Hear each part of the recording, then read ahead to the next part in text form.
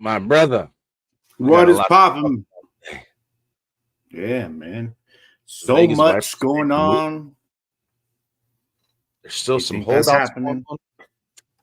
Yeah. I don't know, man. We got a lot to talk about. So y'all come jump in the trenches. Let's talk about it. It's the Gridiron, baby. Welcome in.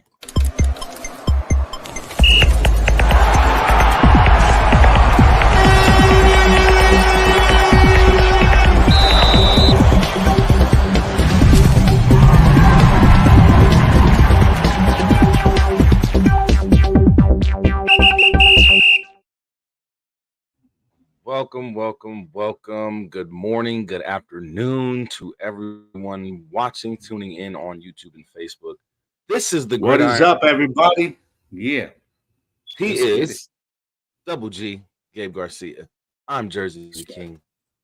We are your hosts of the Gridiron. It's a beautiful Saturday. We got college football. We got NFL football. There's a lot of news to talk about. So much stuff can affect week one. Gabe, how you feeling this morning, brother? I'm feeling good, brother. I'm feeling good. I'm just, we're talking about this Colorado TCU game going on. Got that popped up right here, man. And chilling, brother. I'm chilling, man. Ready. Been stressful week, man, for all of us. But this is our vent right here, baby. This right here is our vent. So it's time to chill. A lot to say. Got a lot to get off my chest today.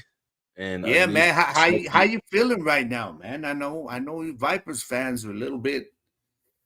What's going on? Man? There's a lot that's going on with the Vipers. Let's say that. Yeah, let's put it that way. My boy Gabriel from my Discord server, welcome in, brother. Thank you for tuning in.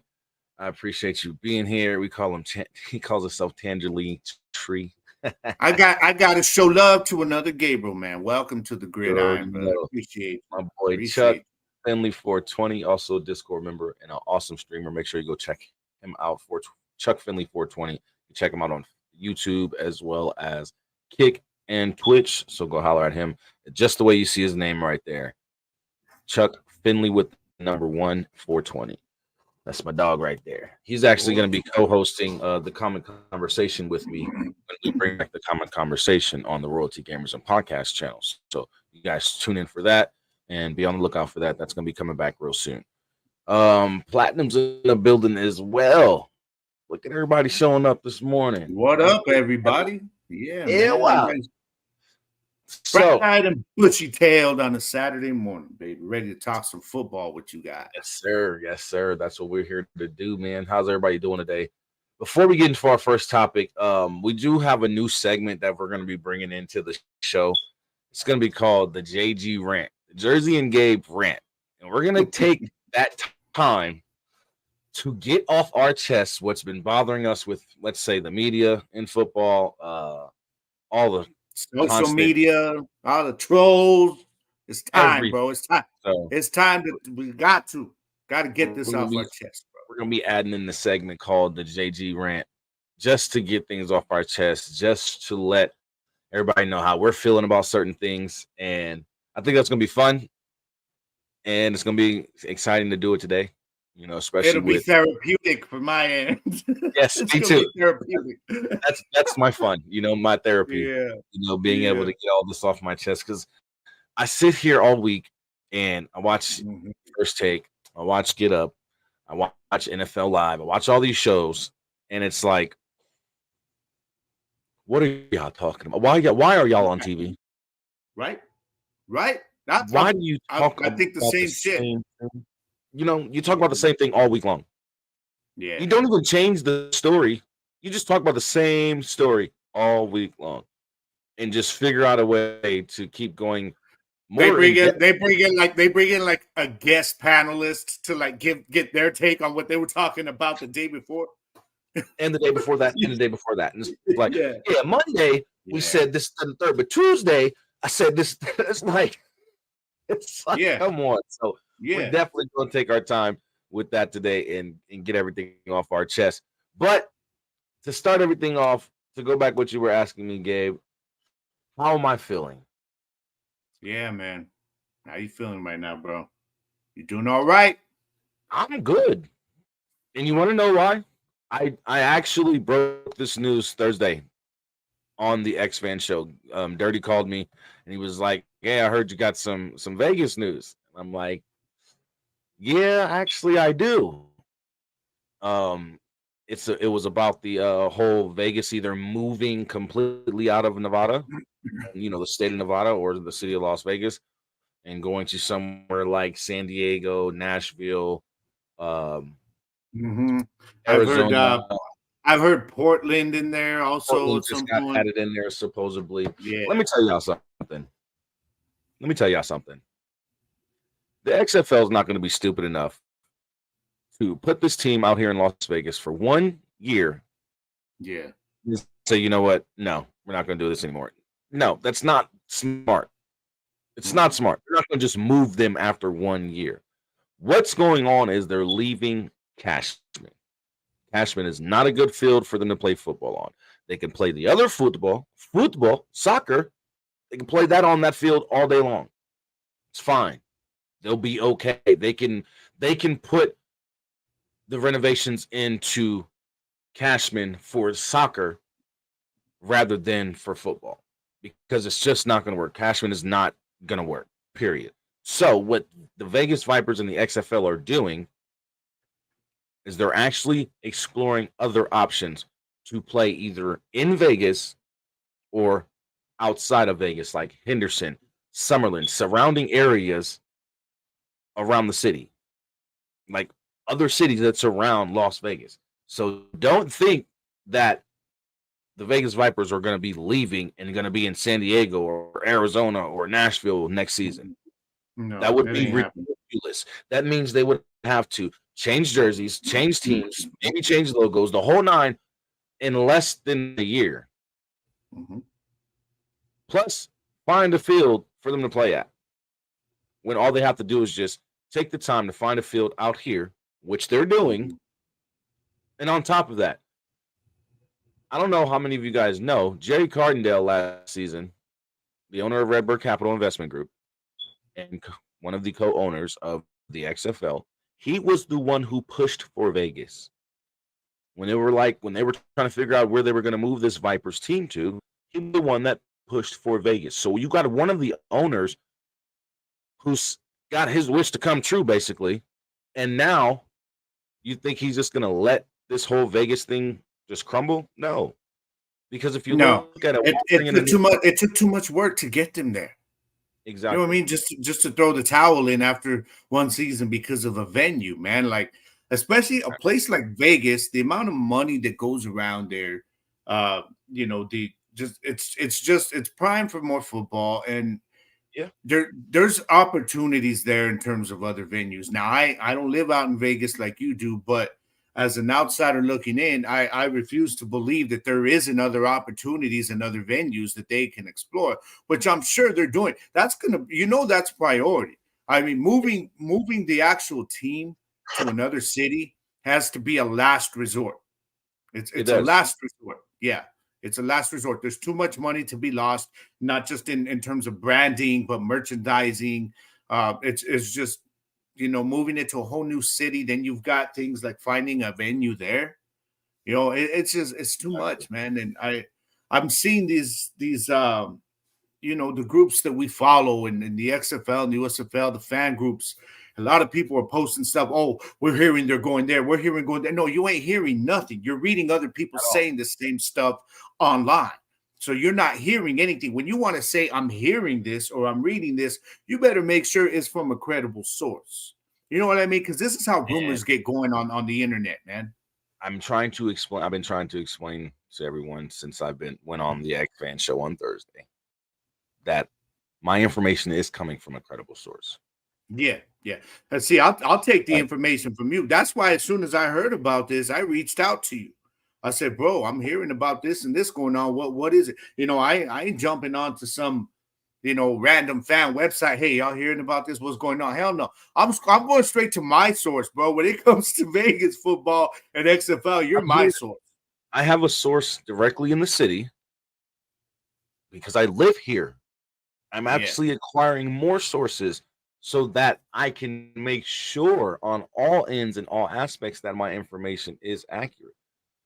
So I am working on acquiring even more sources, but I have sources within the league as well. And I'm not talking about a James Larson or a Mike Mitchell or guys like that. I'm not talking about those gentlemen. And there's nothing, I'm not speaking wrong, down on them or, discrediting them or anything like that, the way they're doing towards me. But that's neither here nor there. Save that for later. But at the end of the day, the information that I'm giving you is the most credible information you can get. I live out here in the city. I have the Fang Gang Nation show that represents the Vegas Vipers. It's based on the Vegas Vipers. It's all about the Vegas Vipers. So why wouldn't I be able to provide you with accurate information? I mean, if you guys want to believe that the Vegas Vipers are going to be moving, believe what you want. That's a last resort. It is a last resort. That's a last resort. Moving them out of the state. Yeah. And we're not saying that it's not an option that won't happen, because anything's possible here. Exactly. But while it is an option, it's the final option for the XFL. Believe that. So it's not like how people are out there saying, well, we're hearing that they're looking at Phoenix. No, they're looking at a new venue. You know what I mean? That's their priority. They're not talking about, oh, well, you know what? We're trying to figure out which city to move the team to. That's not what they're talking about. I guarantee you that. What they're talking about right now, what venues do we have available to us in Las Vegas right now? Yep. Even if it's just for 1 year and we find something else, or if it's for 1 year and we build a stadium. Yeah. And see, that's what I'm right there with you. Like, I think that's what they're doing is even if they've got to rent it for 1 year, if they're going to move the city, they're going to rent it for 1 year just to hold off a little bit and say, okay, we got to plan this if we're moving it to another city. So good morning, or good afternoon, Mike. I appreciate you being here. We both appreciate you being here. Mike Tackett says people are so obsessed with the Vegas Vipers going to Portland or San Diego. First goal is to stay in Vegas, and that's exactly what I'm trying to let everyone know. The first goal for the XFL and the city of Las Vegas is to have the Vegas Vipers stay in Las Vegas, and here's why. Has anybody noticed what has been happening in the city of Las Vegas sports-wise? we are getting professional sports teams. We got an NBA team coming. We already got a WNBA team. They've already won a WNBA championship, looking like they could repeat this season. We have the Vegas Golden Knights, who have just won the Stanley Cup after appearing in a Stanley Cup final twice in the first 6 seasons. Who does that in the NHL? Yeah. Just saying. This is becoming a championship town. Once the Raiders turn around, and finally, and what if the Raiders bring a Super Bowl to the Las Vegas metropolitan area? Guess what? That's 3 major championships in 3 major sports. Then, well, and see, you're speaking on the Raiders. See why this is so big is for the Raiders. The Raiders have such a big following that they don't even have to win a championship.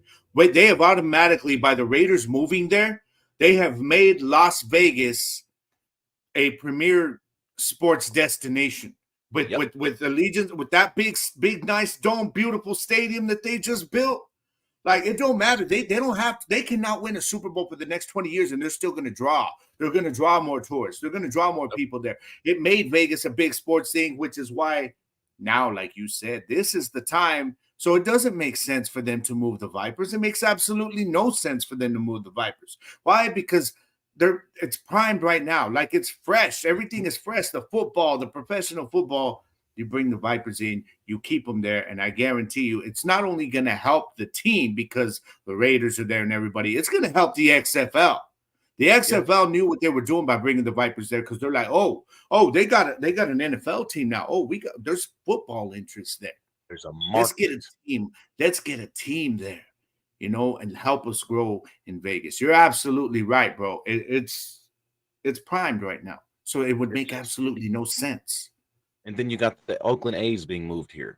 We basically took all the Oakland teams except the basketball team, and there's no way, there's no chance in hell right now that the Golden State Warriors get moved to Las Vegas. What will happen is there will more than likely be an expansion team in the NBA, and it'll be a Las Vegas basketball team.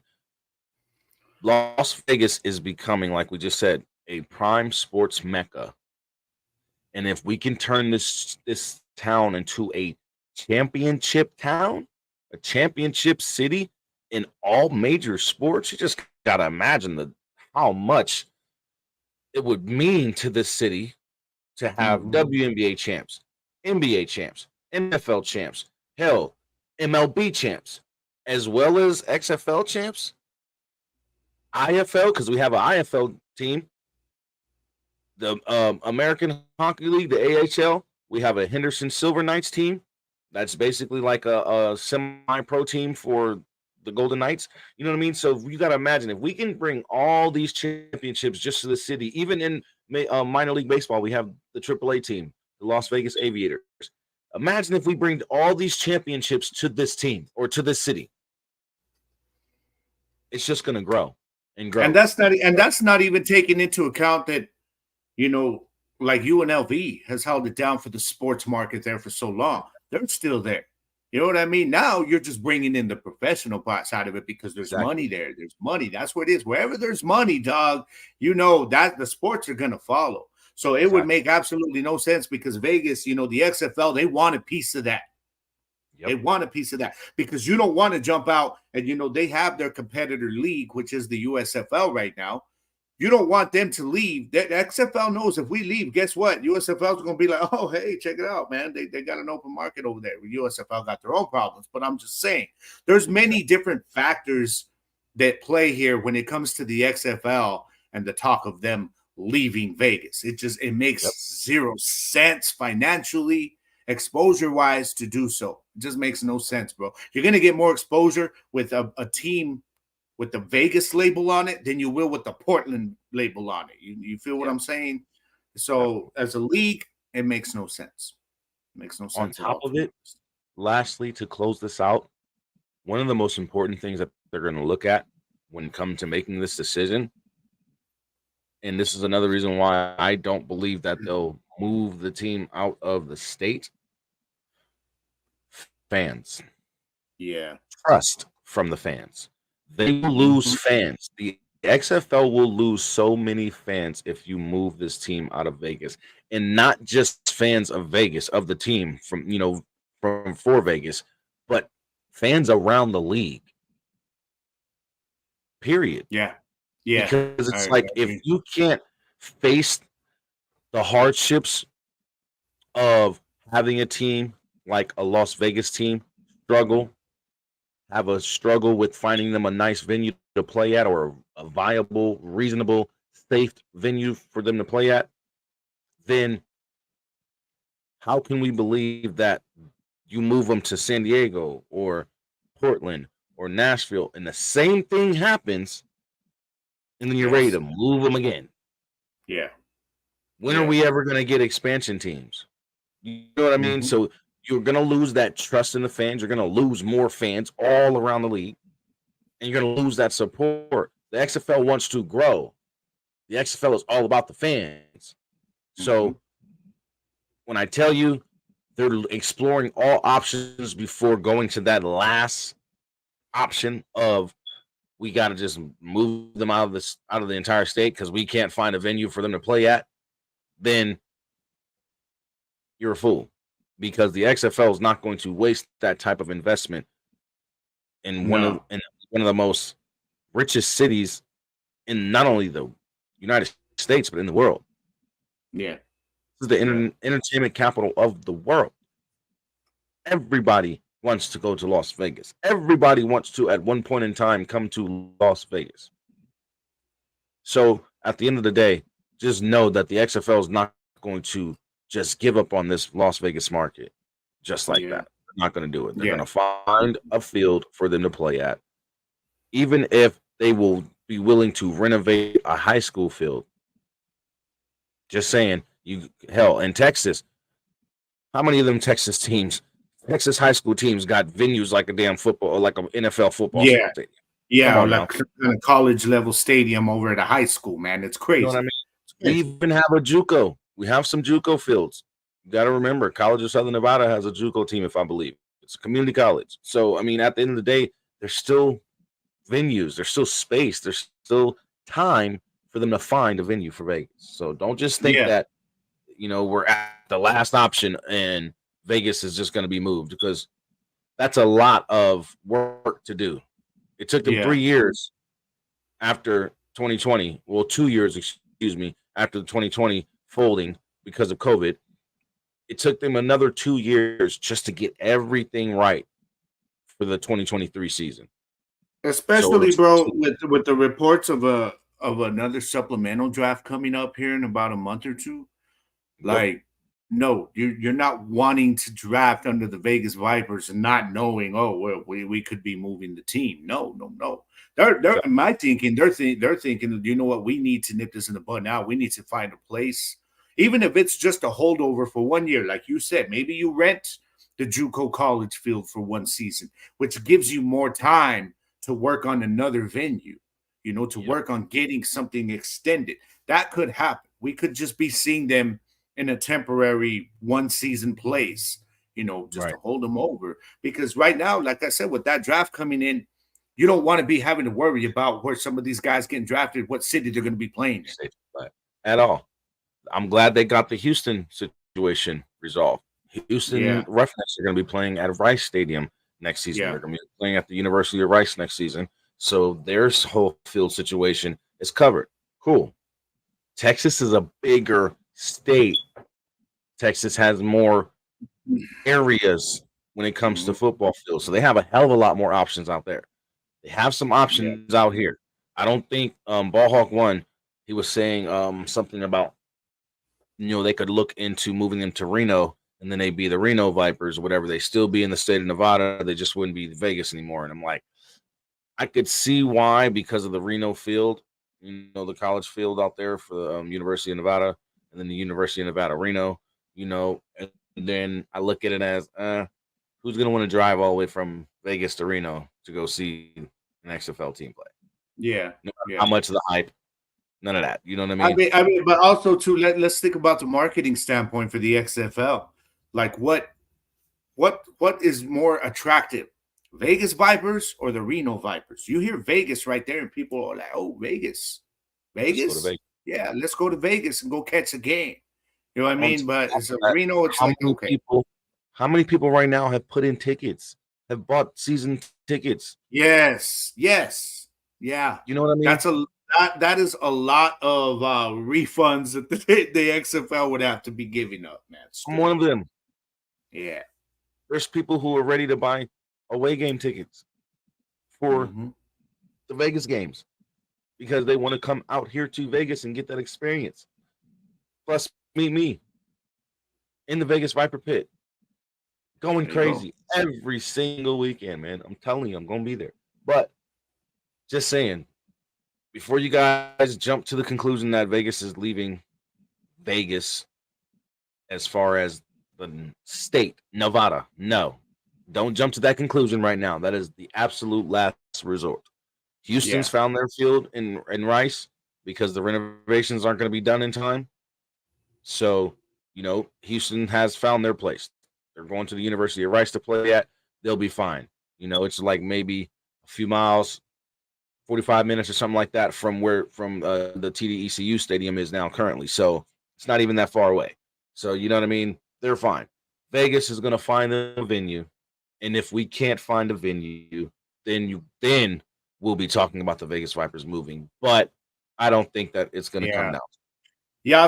Y'all stop getting your freaking information from rumors on social media and the internet.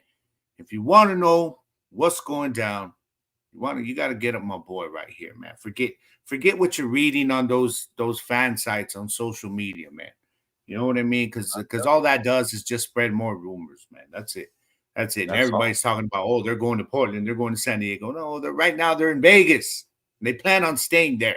That moving out is just it's a final option, man. Exactly, because that draft, like we just was talking about, is next month. There's a draft next month Yeah, on October yeah, 4th. They haven't released where it's going to be, but they have released the date. So October 4th, they'll be having a draft for all the players that were cut from NFL rosters. So that's what that yeah, draft will be all about. And then in believe they said the end of December, early January, at the latest, they'll be doing the supplemental draft.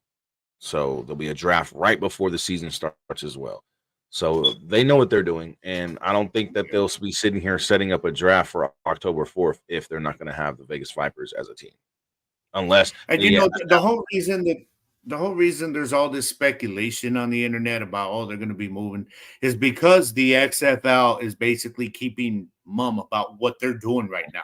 They're not telling you what options they're exploring. We're giving you the obvious ones, y'all. So that's the reason when people don't know what they're working on, they start making up their own scenarios in their own head, and then it spreads like wildfire on social media. And then next thing you know, all the fan sites are saying, "Oh my God, did you hear the Vegas Vipers are moving to another city?"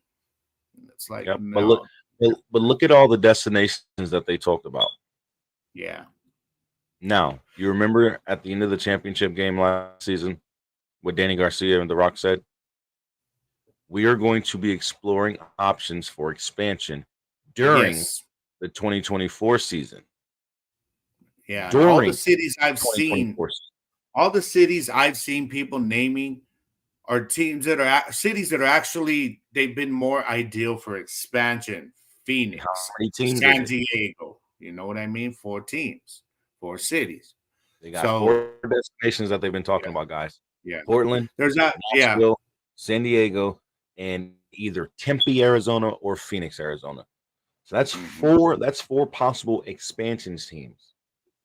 Then you're looking at a 12-team league. Now we're almost ready to go and break into conferences and divisions, like even deeper divisions, more than 2 divisions. Basically, what I'm saying, you're gonna have the East, the West, the North, and the South division. Yeah, So yeah, it's gonna be different, but that's more of what we're looking at than the Vegas Vipers going to one of those states and then they having to start all over again. yeah. Trust me, I don't think it's gonna happen. No. So, with that being said, we're going to end that topic there because, like I said, the more information I get, you'll be getting it right there on the Fan Gang Nation show. So make sure you guys tune in on Tuesdays and Thursdays. If I don't do a show throughout the week. Either I don't have a guest on the show or there's not enough news to talk about.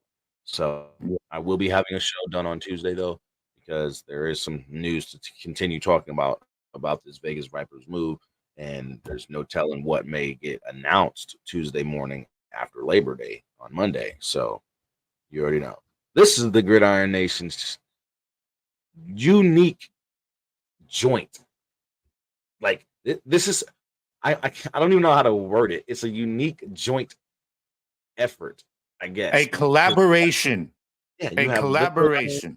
And Gridiron Nation. So when you say it all together, it just says the Gridiron Nation, and it sounds so good. It's like, but make sure you guys check Double G's show out tomorrow morning, 11 a.m.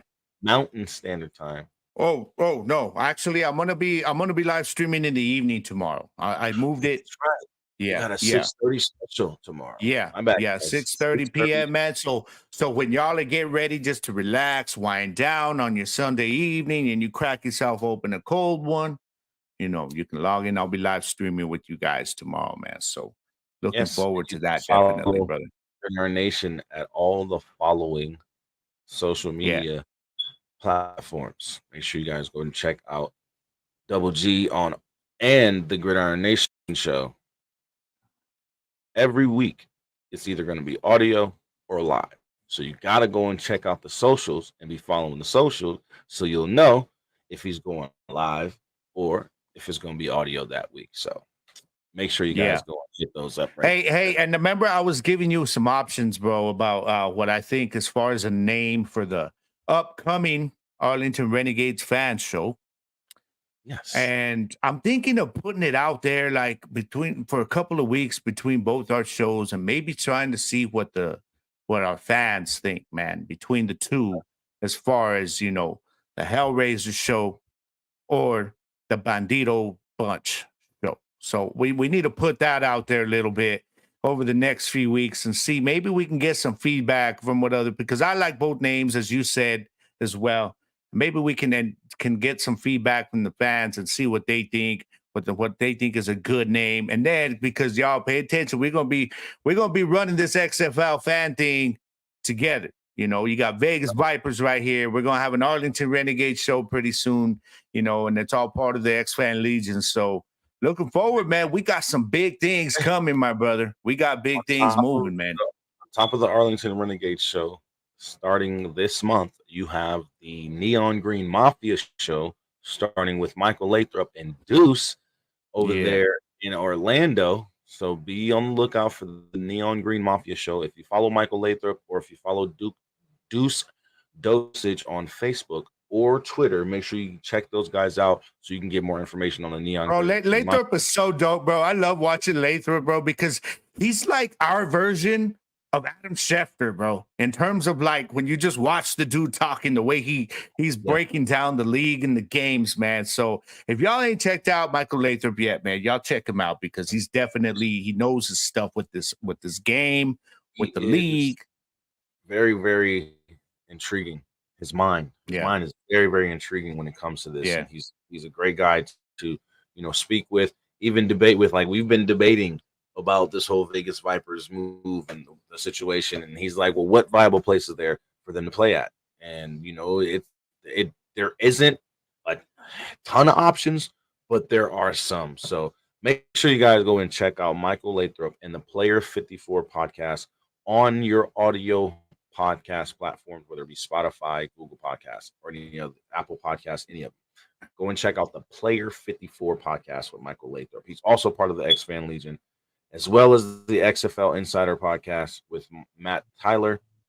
You also have the Rough 'em Up show.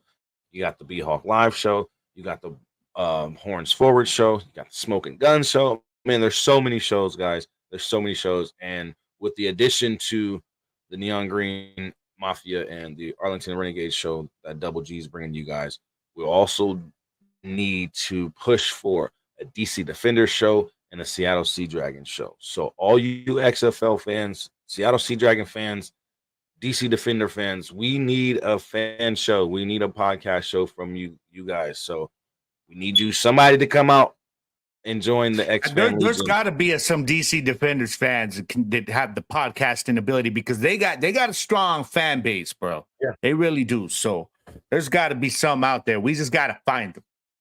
Right. We that just bear got to snake find them. is the truth. You know what I mean? That bear snake is the truth. So you already know. Make sure you guys go and check out the X Fan Legion for sure. Now, moving on. Let's keep it rolling because we got a lot more to talk about. Rolling. Jonathan Taylor. Oh, man. JT. He ain't going nowhere. What's your thoughts on that? Man. What does that mean for the Colts in the future of this team? He's not going to be a Colt beyond this season. I'm going to tell you that right now. There's just too much ill feeling between him and Irsay right now. And Irsay, God, I can't stand Jim Irsay, man. Just owners like him that just kind of, they want to say one thing and then their actions say another. Oh, well, we value Jonathan Taylor. Oh, really? Then why haven't you paid the man? Oh, because you don't value running backs, right? So my guess is they couldn't make a trade. And I don't know if y'all heard about what was actually asked of Miami when Miami reached out for a trade. They wanted Jalen Waddle. Are you kidding me? Irsay knew damn well they're not going to give up Jalen Waddle for Jonathan Taylor. They were looking to add Jonathan Taylor to an offense that included Jalen Waddle. And so it's kind of like I almost can imagine a Miami Dolphins reaction when they got that response, like, the hell out of here. You know what I mean? Definitely. So Jim Irsay made it impossible for him to be traded. They knew this. They put it out there. Oh, we want a first round pick. Nobody was going to give up that first round pick at all. It's just, and it's like they were telling Jonathan Taylor, look, okay, go ahead and look for a trade. But guess what? We're going to make it damn near impossible for anybody to make this move. Yeah. And I'm sorry, but all that did is probably piss him off more. So now my question is, what's the season going to look like? When he comes back, he's on IR right now, so he'll be available to come back after the first 4 weeks. My wonder is, okay, does the team say, okay, we want to try and move this guy before the trade deadline at the end of November or in November? So do we just, run him into the ground? Do we give him as much film as possible and try and get something good for him before the deadline? Or does Jim Irsay have a hand in this and say, you know what? Hell no. Don't give this man the ball. We're going to make it hard for him to get paid next year when he hits the market. So, and normally I would say that option A is what would be the smartest, so you can get something for him. Right. But somebody like Irsay, it wouldn't surprise me. It wouldn't surprise me for them to say, you know what, let's just make life hard on him. Yep. So I hate the way the Colts handled this whole situation, man. And I say the Colts, but it all comes down to Jim Irsay. You know what I'm saying? It definitely does. No problem. What up, Hit? In here, brother. You already know. I feel the same way, bro.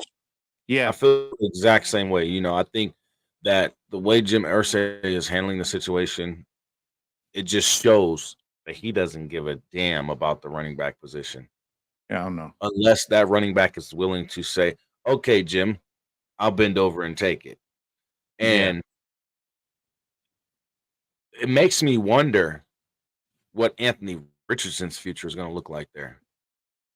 This is big for his development this year, bro. It's not just big for his development, bro. It's big for his mental. It's big. It's big on more aspects than just football.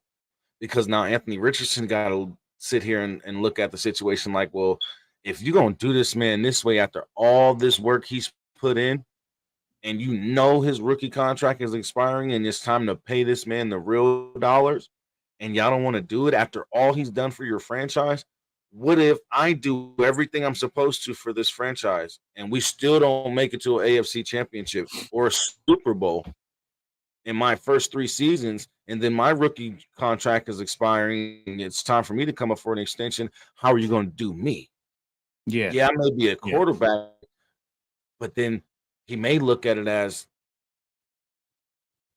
it could be a racial thing with Jim Irsay.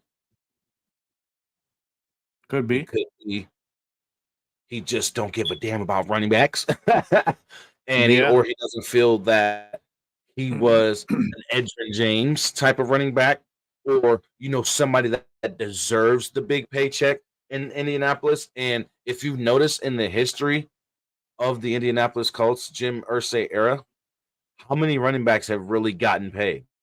Yeah, exactly. One or two, and it was Edgerrin James and who was that other explosive running back for the Colts before they traded him? Or they had. I don't even think they traded him. I think they just let him go. Yeah, somebody they let walk. Dang, I know who you're talking about, but yeah. You got one or two running backs that have gotten a big paycheck from Jim Irsay since he's been the owner of the Indianapolis Colts. And that just goes to show you that he cares only about wide receivers and quarterbacks, and mainly quarterbacks.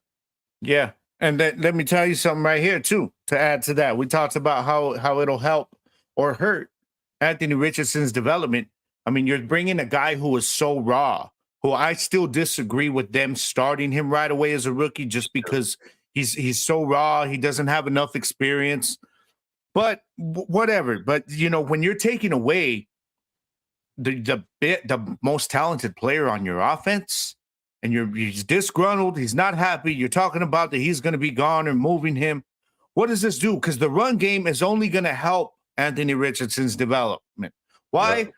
Because if you have Jonathan Taylor there, that helps your pass game because defenses now have to focus on Jonathan Taylor.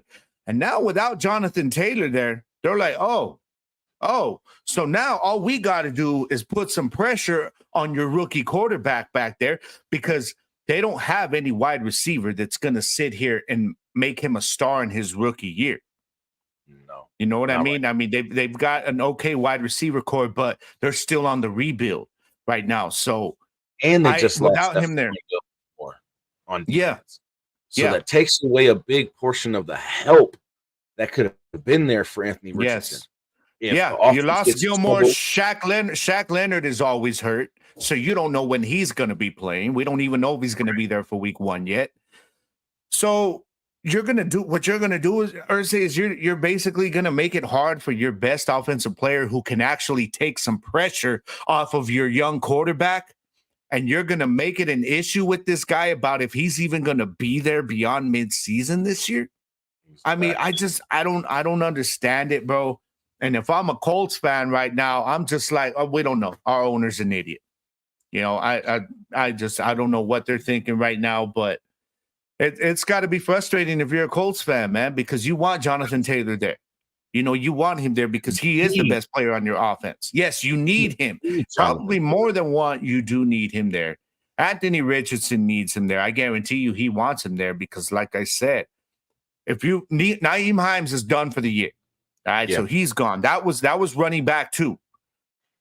So without Jonathan Taylor there, that run game scares nobody. The only run game that people are going to worry about is the quarterback because Anthony Richardson can run, which we saw in Florida. They're not going to play pass because he didn't show an ability to threaten anybody downfield with the pass in college. That has to be developed still. So guess what? You know what? We're going to bring so much pressure to your quarterback week in and week out because we don't have no running back named Jonathan Taylor to worry about. You know what I mean? So this is a bad situation for the Colts, man. You know what I think's going to happen? Anthony Richardson's going to have a rookie season like Justin Fields. Every game. It's possible. It's possible. This man going to get smacked. They're going to be coming for him, bro. Average like 5 sacks a game. The way it's looking.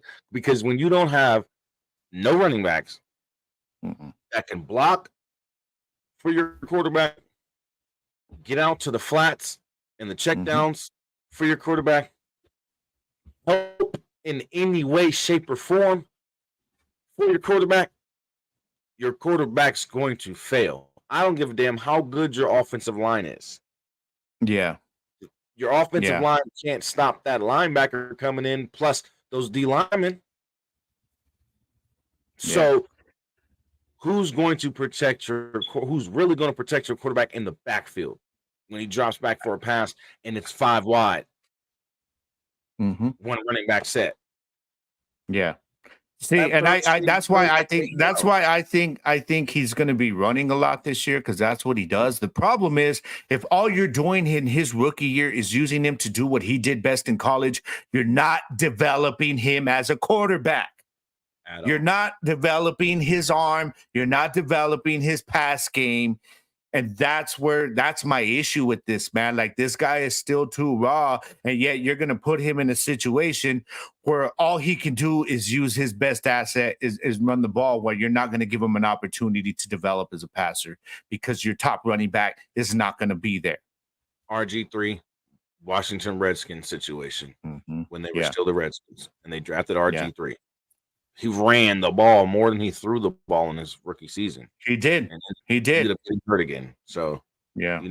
And, Michael Pittman is a very good receiver, but he's not that guy who, without a running game there, he's not going to elevate this offense and say, okay, you know what? You just get me the ball every play. He's not a DeAndre Hopkins. You know what I mean? He's not a CeeDee Lamb. He's not that kind of guy that's saying, you know what? Our running game's struggling. You just get me the ball, dog, and I'm gonna make things happen. That's not Pittman. That is not him. He needs a quarterback that's going to be able to get him the ball. And right now, Anthony Richardson needs to still develop that ability. Yeah. So without that run game there's going to be so much pressure coming focused on your rookie quarterback week in and week out. So the Jonathan Taylor thing there, like you said, yes, he is needed there. Above all else, he is going to be needed there. And I just don't know if I see him finishing out the season in Indy because of all this. They may be looking to move him before the trade deadline this season, man. They may have to, or else he may just sit out the season and say, I don't care. I'll take every single fine you're going to give me because I'm going to recoup that money after the end of the season, or by going to a different team. They're going to pay me. Yeah. So we just got to see what happens, man. I'm hoping for the best for Jonathan Taylor, because he's a really humble dude. He's a really good dude. He's a young cat who's coming to the league and just been a stand-up guy. You know what I mean? So I definitely got to show mad love and respect and wish the best for Jonathan Taylor. But Jim Irsay, you're an ass. Yeah. I'm sorry. I'm gonna say it. You're an ass. Mm-hmm. Yeah. You're worse than our owner. And Jerry Jones is bad. At least our owner paid a running back, regardless of what people think after the fact. The fact, at least he showed love to the running back that had produced up to that point. Jim Irsay is just like, I don't give a damn what you've done for us. You're a running back. You're a running back. And I hate that freaking frame of mind, man. You can see I get a little worked up, bro, because I love the running backs. I love the run game. And this is just the Jonathan Taylor situation is just a prime example of the lack of respect that these owners have for the running back position, man. It's horrible. Yep. Horrible. And that's why I love what Josh Jacobs did last week by ending his holdout, signing a 1-year deal, because now with that 1-year deal, if I'm not mistaken, it's for 1 year. I think it's like 12 million. He's getting 12 out the deal, and I think there's no tag tenure on it. So I don't believe they get to franchise tag him at the end of the season. So now you've lost Josh Jacobs, Las Vegas Raiders. Now if he balls out again like last year and y'all want to keep him, now you're gonna have to pay this man. Yes, and you're gonna have to pay him more than what he would have wanted this season. Yeah. Oh yeah. Yeah, because the market's gonna go up again. Every year it's going up. Even though the running backs are getting disrespected, you know what I mean? That this season I think is gonna show us a lot, bro, as far as teams not wanting the running backs. And you're gonna see it, man. This is a good situation right here in terms of the running back. Not a good situation, but this is a good example right here of what a team could be facing without their star running back. And you're going to see it, man. You're going to see it. So it's going to show on the field for the Colts. That's why I picked them last. Now, speaking of getting paid. Yeah. Two of the best defensive players for two of the best teams in the NFL will not be in the week 1 matchups, from what I'm hearing. Nick Bosa is still holding out from the 49ers. They have not structured a new deal for him or an extension for him. And Chris Johnson from the KFC, I'm gonna constantly call them that. I'm sorry. Yes, but Chris Johnson from KFC. Jones. Chris Jones. I don't know Right, why I Jones. said Johnson. I am so sorry. I was like, why does that look wrong to me, man? It's Jones. But we know who you're talking about, dog, because this is along with Bosa, two of the best players in the defensive side of the ball in the league. You know, these are two of them right here. These are two of the elite players on the defensive line, man. So it's a big deal. Defensive player on their respective teams. So you have to imagine Nick Bosa not playing week 1 for the 49ers, what that does for that defense, what pressure that puts on Brock Purdy, and having to do what he did in his 7-1 go, including the playoffs and losing in the playoffs, all that. Mm-hmm. Plus, you got to think of that boy's mental right now. He's got so much pressure on him to outperform what he did last season and to not have a rookie season this season. Yeah. And when I say that, I mean having those mistakes, having those rookie mistakes, making those rookie mistakes, throwing more interceptions than touchdowns and things of that nature. He's trying to he has so much pressure on himself, plus from the team, coaching staff, the organization, the whole nine.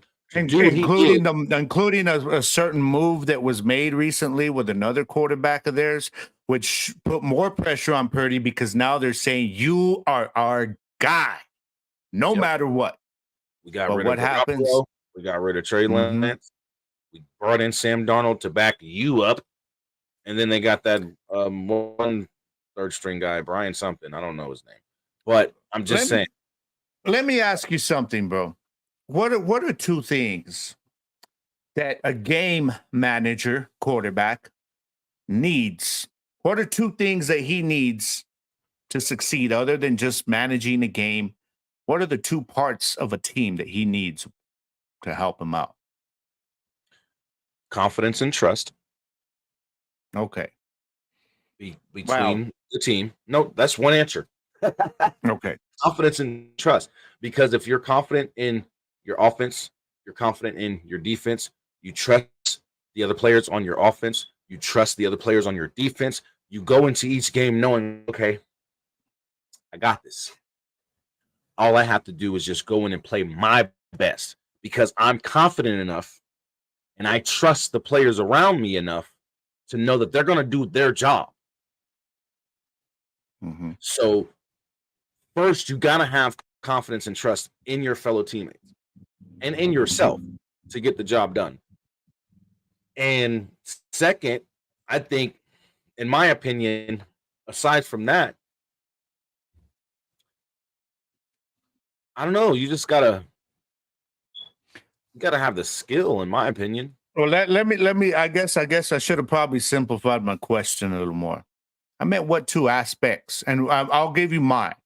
I mean, we've talked about this with a game manager.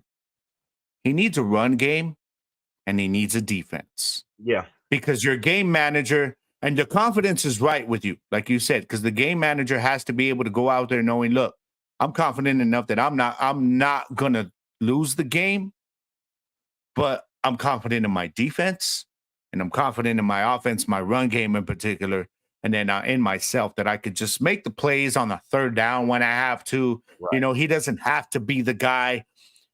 But what this does for Brock Purdy now, which in my opinion, he's just shown to be a game manager who can make a play when he has to here and there, but he's not going to lose the game. Nick Bosa. On that defense, as good as that defense is, we know they're good without Bosa, but they are elite with him. And that's a big difference because both of these teams, Kansas City and San Francisco, are Super Bowl contenders this year. Yeah. A big part of that is because of their defenses. And these two guys are the reason those defenses are at an elite level because without Chris Jones the Kansas City defense, I mean, I don't even know if I would call them elite, but they are very good with him. Without him, that's a whole other story, man, because Chris Jones affects everything on that defense. The pass game, he helps out the DBs there. You know, he diverts the run game. And Nick Bosa, on the other hand, is just a terror for quarterbacks to begin with. These are both two guys that every offensive coordinator, every offensive line coach, when they make their game plan the week of San Francisco or the week against Kansas City, who do you think they're game planning for? Those two guys right there. Those are the two guys.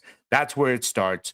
So going back to what you were talking about with Brock Purdy, if he doesn't have Nick Bosa there, yeah, the defense can hold up for a while, but eventually there's going to come a point where he's going to get into a shootout because he doesn't have Bosa there to terrorize the opposing team's quarterback and keep that score low and keep that defense creating turnovers. Exactly. And then what's going to happen is that when, like you said, rookie season Brock Purdy is going to be exposed, it's a possibility. It's a possibility. They got tape on him now. Yeah. We got now 8 I don't plus the postseason. So they've got about 9 or 10 games on Brock Purdy now against different opponents. And they've seen the things that he's able to do. But this goes back to what we were talking about with Kyle Shanahan's system. Kyle Shanahan just has a system. Right now, Brock Purdy just showed, hey, I can play in the system. I can do well in the system. Let's see you do it again. Yeah. Now you do it again, then we know, okay, we made the right decision letting go of Garoppolo. We made the right decision letting go of Trey Lance. We made the right decision for our future, period. If it happens to be a rookie season for Brock Purdy, then Kyle Shanahan might be putting himself in the hot seat. Just saying. Now, on the flip side, for KC, see, I don't have the same concerns at the quarterback position, how this would affect Mahomes. Of course, we don't. We know Mahomes is going to do his thing, but I don't. And I'm going to tell you why, because we had concerns when they lost Tyreek Hill. And what did Mahomes going to do? He led this team on one leg, Eagles fans. Yeah. One leg. They beat the Eagles in the Super Bowl. They did. I had to throw a little shot in there, man. I had to. Let me ask you this. You don't think that them defenses, knowing that Chris Jones is not there, you don't think these defenses are going to come after Mahomes? They're going to come after Mahomes. They still come after him. It's going to be a shootout. Now, they still come after him, though. Because they Chris still come Jones after him. Is that defense, though. Well, he is. And I'm going to tell you one thing. The reason, like I said, I'm not concerned about the quarterback. They're still come after him. They're going to be in shootouts. We know that Mahomes can win shootouts. They had the highest rated offense in the league last year. But what I will say is I don't think you're going to win another Super Bowl without your defense playing the way they did last year. And Chris Jones, it all revolves around this dude defensively, that with his absence changes the entire complexion of this defense. And while they'll still make the playoffs and while they'll still be a contender, that AFC, as we both have talked about week in and week out, it is so loaded that you're going to, with offenses, mind you, with guys like Justin Herbert, with guys like Lamar Jackson, guys like Josh Allen, that you are going to need your defense if you're looking to repeat this year. They wouldn't have won that Super Bowl as good as Mahomes did last year. They're not winning that Super Bowl without that defense, without Chris Jones on that defense, man, because we saw the way that defense stepped up in the second half last year in the Super Bowl. And you know what I'm saying? What was the turning point of that Super Bowl? Was that fumble that got returned for a touchdown? Yeah. That was the defense that made that happen. They changed that offense. That KC offense was struggling up until that point. And then, Chris Jones and his boys was like, you know what? Check this out. We got you. And they made the play. They've turned the momentum around. And this is why I say it's going to be a little harder for the Chiefs this season for me without Chris Jones. For me. Yeah. Because, yes, Pat, as good as Pat Mahomes is, that's my dog. I ain't a Chiefs fan whatsoever, but I respect Pat Mahomes for what he's done since he's been in this league. Patrick Mahomes has done some great things since he's gotten into this league, and especially coming from a college like Texas Tech. Now, let's keep it 100. We've seen my homeboy in some shootouts and have come out on the losing end. Mm-hmm. Joe Cool is not playing.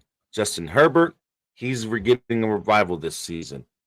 You got old ass Aaron Rodgers coming into the AFC, which I'm not too worried about. You got Josh Allen doing Josh Allen things. Tua Tagovailoa healthy with. We don't know. Could Deshaun Watson be back up there this year? That's another one. Deshaun Watson's coming back, and then a whole lot flock, your boy. You can't forget about Lamar Jackson. Okay, I don't. Exactly. Lamar Jackson won the MVP unanimously. Yeah.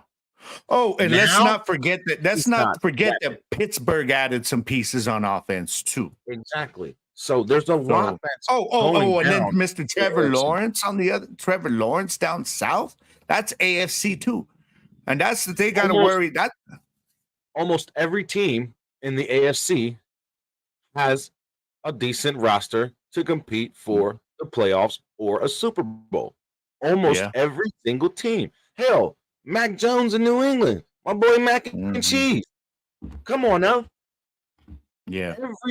Every single team. Hell, CJ Stroud is going to surprise a lot of people down there in Houston because Houston has a decent I agree.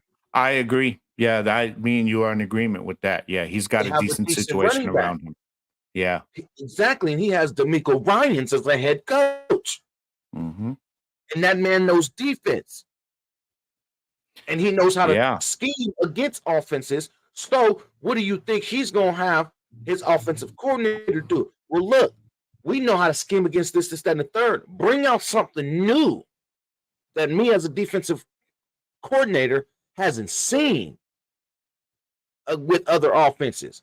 So that way you challenge these young guys to where this season is going to be, I'm telling you, it's going to be hard without these two guys right here. Without these two guys, it is going to be very, very hard for the San Francisco 49ers. San Francisco, while they don't have while San Francisco won't have the road in the NFC that KC will, San Francisco has to deal with two offenses and maybe three if New Orleans does what I expect them to do. But Dallas and Philly are going to be a problem on offense for anybody they play. Anybody. The Giants might be too. Yeah, because your boy Giants, yeah, but as far as explosiveness, I mean, there's nobody more explosive in the NFC. They're not. He doesn't make them what the Cowboys and the Eagles are, though. Darren Waller doesn't do that by himself. But what I'm saying is, I'm saying is, if I'm the Niners defense, I'm not worried about what I'm worried about Dallas and Philly over the Giants. If I'm the Niners defense, I'm like, okay, the Niners defense right now, until you show different, they're more one-dimensional, they're more short ball. You know, every once in a while they take that shot. But what I'm talking about, the Niners right now, if you're without Nick Bosa and you're playing against the Dallas Cowboys in midseason form, you're playing against the Eagles in midseason form, then you've got problems. Yeah. Because you don't have your top pass rusher there. You know, they need that. They can't be blitzing Dak because Dak's one of the best in the league against the blitz. So what you need to do is you got to say, well, we need our best pass rusher then because we can't be blitzing this dude. Jalen Hurts, you want to get him out the pocket and try to get your linebackers on him. You're going to need Bosa there. So these are the two teams that they need to be worried about. You're going to need Nick Bosa if you're going to beat the Cowboys and if you're going to beat the Eagles, because it's already going to be a tough task to beat either one of those teams. Even with them. The Giants, yes. And the Giants, on the other hand, I'm still on like we'll wait and see. But yes, you mentioned my boy Waller. Yeah, Waller's going to make that team a whole different animal this year, man. As a tight end, and you can line him up as a wide receiver. Mm-hmm. Aaron Waller is going to be explosive for that team. I'm just saying he's going to be a big game changer. He might help Daniel Jones in a lot of different ways. So I'm not going to sleep on them either. But I'm just saying, without Nick Bosa, who's going to have a field day? Yeah. Saquon. Who's going to have a field day? Tony Pollard. Who else we got? Deuce Vaughn. We cut Malik Davis, so he didn't even make it. Yeah. So Rico Dowdle, yeah, and he earned that spot. Just saying, yeah. You think they're gonna stop that? You think they're gonna stop Swift or Jalen Hurts without Nick Bosa? No, we're gonna have a field day. We showed, even with Nick Bosa in there last season, when we go big and you stack up against that defense for the 49ers, they can be beat. Mm-hmm. They can be ran all over. Yeah, there's holes in that defense. You put the big boys up on the line, extra tight ends, 2 receivers, 1 running back. We're making something happen against any team can. And then you got a quarterback who's good on the feet, can stretch plays in the pocket. Come on now. Without Nick Bosa, the 49ers are going to have a hard task. Don't come week 5 and be thinking you're ready for Dallas. Don't do that. No. That, because we're going to be ready for you, especially with what we have this season. And we talked about it. Yeah. 49ers season could be in the big jeopardy. And that's just real. We talked about it yesterday, bro. We talked about it. Was it yesterday or the day before? When, they're waiting for these guys to come in. They're not going to be ready to go week 1. I don't care if you sign them 2 days before the game. They missed all. You know what I mean? Exactly. I don't care. Yes, they're veterans, or yes, they're used to this, but you're not going to go in there at full speed in week 1 when you've had no camp, you've had no time to prepare.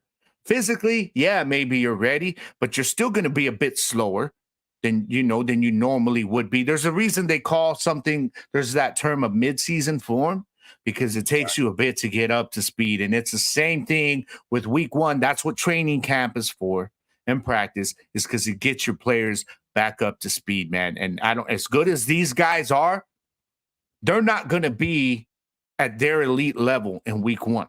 And that's if they're both there. That's if they're even there. We don't know that right now. Decided today. Chris Jones talking about I'll sit out till week 8. I don't give a damn. Keep those game checks. Keep them. And I'll make it up on the back end with my new deal. He said, keep the game checks, and I'll take the $50,000 fines, or however much the fines are, for missing all that camp and missing games. He don't care. He wants to get paid what he's worth.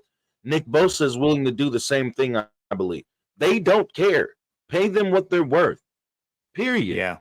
Or it's going to be hard seasons for both the Kansas City Chiefs. Not as rough for the Kansas City Chiefs. But then again, with as stacked as the whole entire AFC conference is, because now it's like damn near every team in the AFC got a quarterback.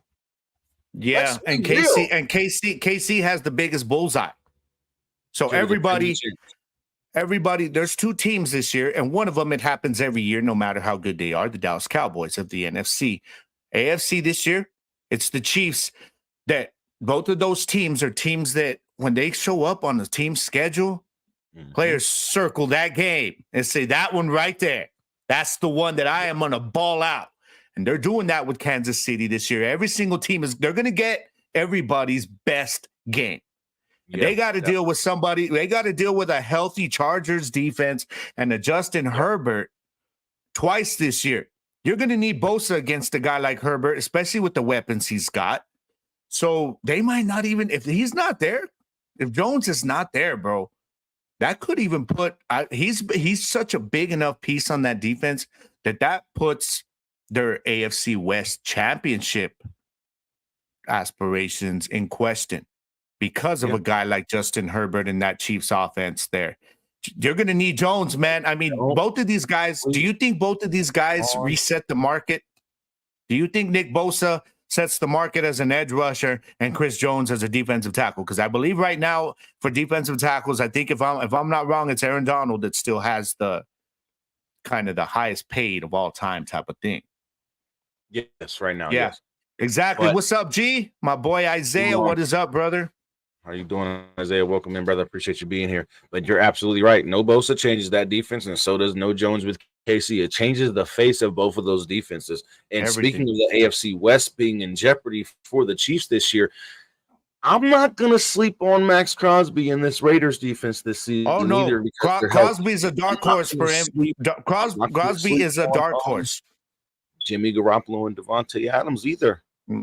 I know you didn't just say Jimmy G. I know you didn't just say Jimmy G. Come on. Listen. Come on. As much as we can sit here and talk as much crap as we want, has Jimmy G ever have a losing season? Okay. Has Jimmy G ever had a losing season in his career? No, but let me ask you now. Let me retort with a question to you. Has Jimmy G ever played with a defense that was not elite up before this year? Yes. No. New England, he had an elite defense there. In New England. It wasn't elite that year. They weren't that elite that year. They weren't. Tom Brady carried them when he came back after that suspension. Come on, man. I can't. Tom Brady ain't do that. Tom Brady ain't do that. No, Belichick is known for defense. He's always had a top defense there. He's always had a top defense, man. Come on, man. That's the season we're talking about, ball deflation season. So how long ago was that, by the way? I'm just saying. I was early in his career, right? Ever since he's left New England, he's had. Yeah. So you're going to sit here and tell me that he carried San Francisco 49ers the last few years? I'm sorry, the defense carried them. Hell he no. doesn't have have even close to that defense he had in New England. Raiders aren't even close to that. I'm sorry. Max Crosby is the stud. He is their star, and I get that. But he's the only one on that defense that scares anybody. And he is a game manager. That is all he is. And a game manager, we just talked about it a while ago. A game manager needs a very good defense in order to succeed. Max Crosby has healthy teammates on that defense this season. So it could look a little different. It could. I'm not sitting here saying, hey, the Raiders are going to make some noise. What I'm saying is it's going to be interesting to see what Jimmy Garoppolo being back with Josh McDaniels does, as well as you putting Jimmy Garoppolo back with Josh McDaniels and adding a Devontae Adams, a Devontae Adams. Yeah. Adding, a slot receiver like Henry Renfrow.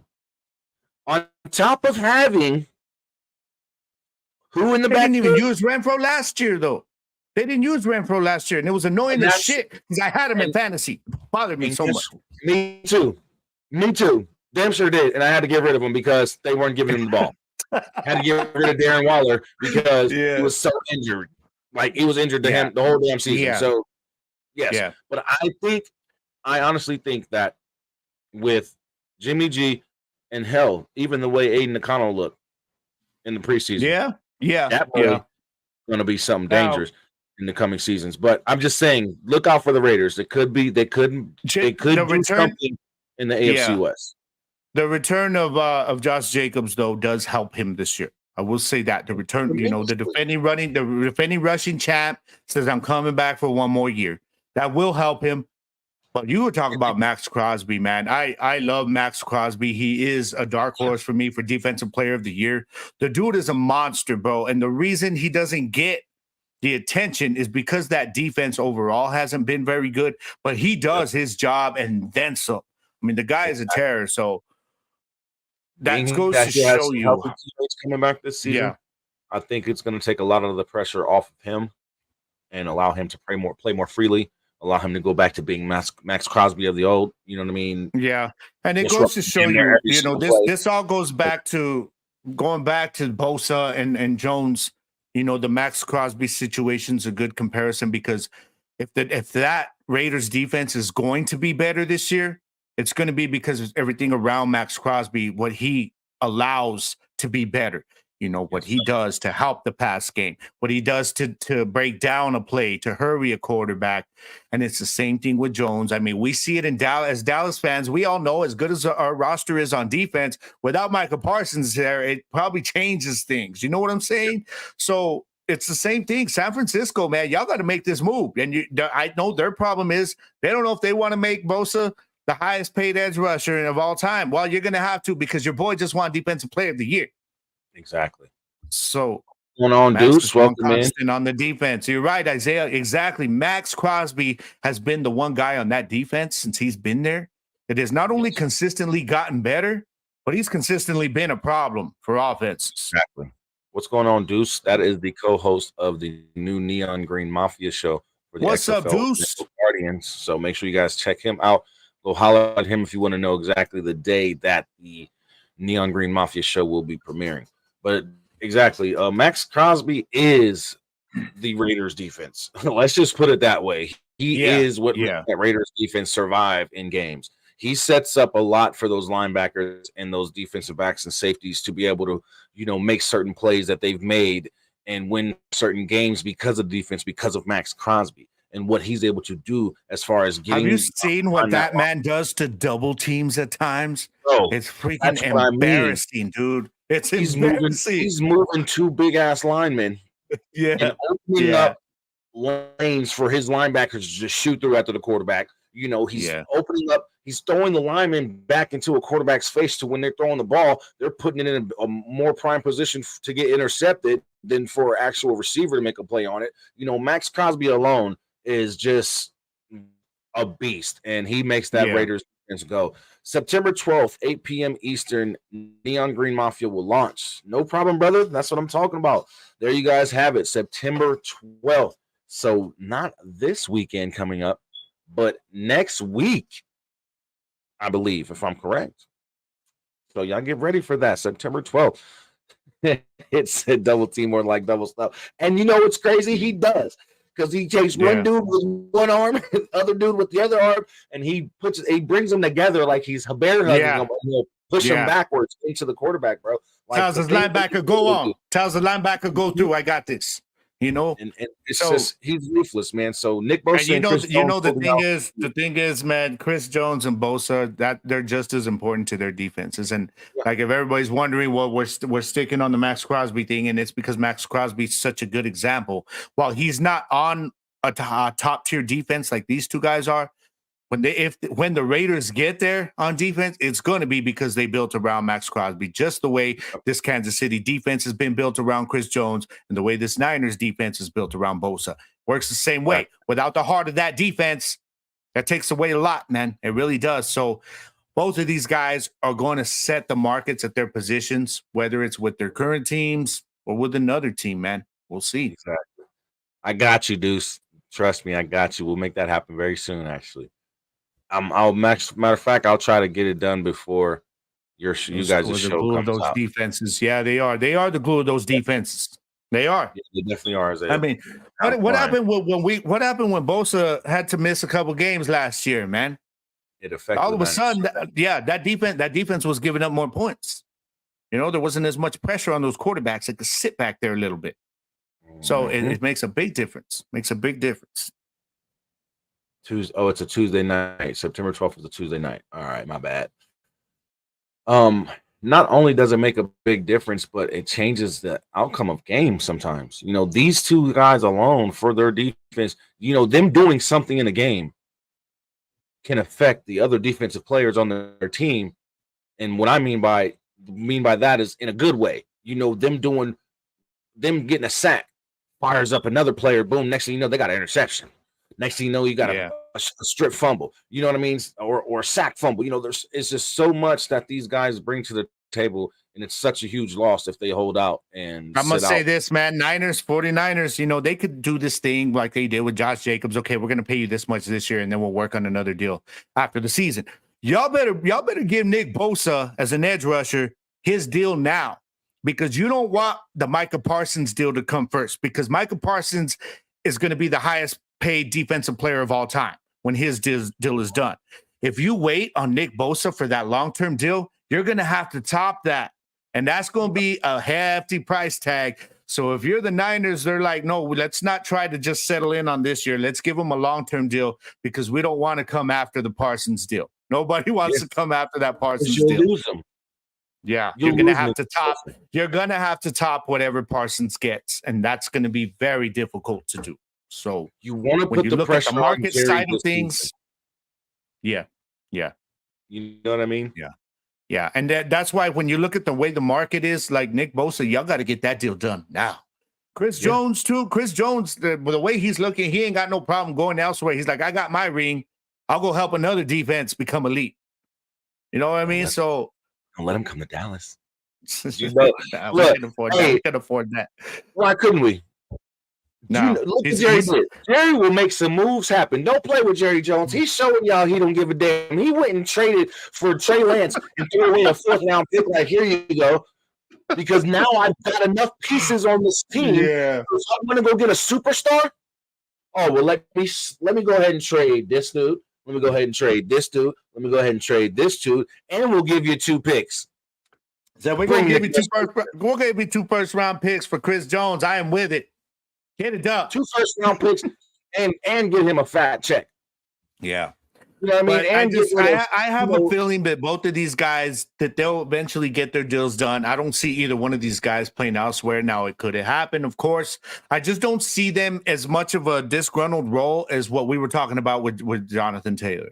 And I think both teams understand how important they are. Now, with Kansas City, there's not that hunger there to have to keep him because they just won another Super Bowl, whereas the Niners are like, our window's closing. We need this Super Bowl now, so we need Nick Bosa. Kansas City knows they can't make it back to another Super Bowl without that defense being elite. Oh, yeah. Last year. Yeah. Because they didn't have the offense that they had before. Yeah, they still got loaded AFC conference. Yeah. All those quarterbacks playing in the AFC, they need Chris Jones. Yeah, and that AFC conference with the running backs that are in that conference. Yeah. As for the Niners, your window's closing. So you better lock this boy up because you've got about a 2-year window until everybody else on this defense starts taking out. Fred Warner going to have to get more paid again. You know, all that stuff. So you better make that deal now. That's all I'm saying, the Niners lost Trent Williams on that O-line. So that's why it's going to be a little harder for Brock Purdy as well. You don't got the best offensive lineman in the league on your team no more. Yeah. So it's going to be interesting, very, very interesting to see how the season plays out for both teams. It's going to be interesting to see if Chris Jones holds out all the way till week 8. It's going to be interesting see if Nick Bosa holds out and how long. So it's just a waiting game, you know. It's definitely just a waiting game. And my issue again, like I told you, bro. If I'm a fan, I'm like, man, like we can't even depend on either one of these guys to hit the ground running as soon as they get here. You know, so it's gonna be tough, man. We're gonna find out what these guys are gonna do here, like you said, in the next few weeks. But test with Micah Parsons. Micah Parsons just got, you know, he got some lessons learned last season. Let me just put it that way. You know, figured it out. The dude is going into his third. He's going into his 3rd season. He's not even in his prime yet, and y'all want to talk about? Oh, they figured him out. Really, man? Yo, come on. Man. We still got more Super Bowls than y'all. I don't look. You know what kills me with everybody when they want to talk about Super Bowl championships and all this other stuff? Dallas is still tied for the 2nd most. Yeah, what's taking teams so damn long to catch up? We're giving y'all 25 years. To freaking catch up. 27 years. Whatever. You haven't played in an NFC championship game since January 14th, 1996. Yeah. January 14th, 1996. I was 10 years old. Okay? I'm about to be 40 in 3 years. You dig? We still have 5 Super Bowl championships. How many does the Eagles have? Oh, and wait, hold on. They want to talk about too how long it's been taking us. How long did it take the Eagles to win that first Super Bowl? What was it? Half a century? Half a damn century. NFC championship. How many times? And Just saying. Thank you. Our ring's hella dusty. So what? Y'all ring's still hella dusty. Because guess what? When the last time y'all won a Super Bowl was Nick Foles, right? What year was that? 2015? Where is Nick Foles now? Oh, yeah. He ain't there. Y'all waiting to get back to one. We still have 5. Hell, even the Colts they won that with ain't there no more. He ready to go make a run in the AFC South. So what's just y'all taking too long to catch up, man. We're about tired of this. We had some Pittsburgh Steelers in here, then y'all could talk y'all ish. We had some New England Patriots in here, then y'all could talk y'all ish because y'all tied for the most with 6. Mm-hmm. But I guarantee you, I keep telling these Pittsburgh fans, like when I used to live in Pennsylvania, and I was an hour south of Pittsburgh, I used to tell those Pittsburgh Steelers fans, guess what? We'll get another championship and get our 6th and tie y'all before you get your 7th. So, just saying. I'm gonna tell Eagles fans one thing. It took y'all half a damn century to win your first Super Bowl. Guess what that means? You're gonna, based on that timing, it's gonna be another 45 years before y'all get another one. Okay, so that's all I'm saying. He said our is still shy. Look, we got workers in it. Look, Jerry Jones ain't playing. He got people that is in there. They're dusting them up. Ours are nice and shiny, baby. All day. Yeah. They have an 8-hour shift of buffing and shining them Super Bowl trophies so they look like we just recently Come won. on, man. You know, five is greater than 1, but Eagles fans have trouble with math, dog. Eagles fans got issues. All right.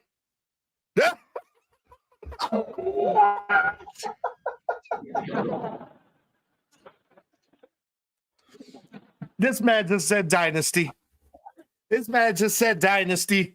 Hold on, I got one. Good God, man. This is why I can't take y'all serious.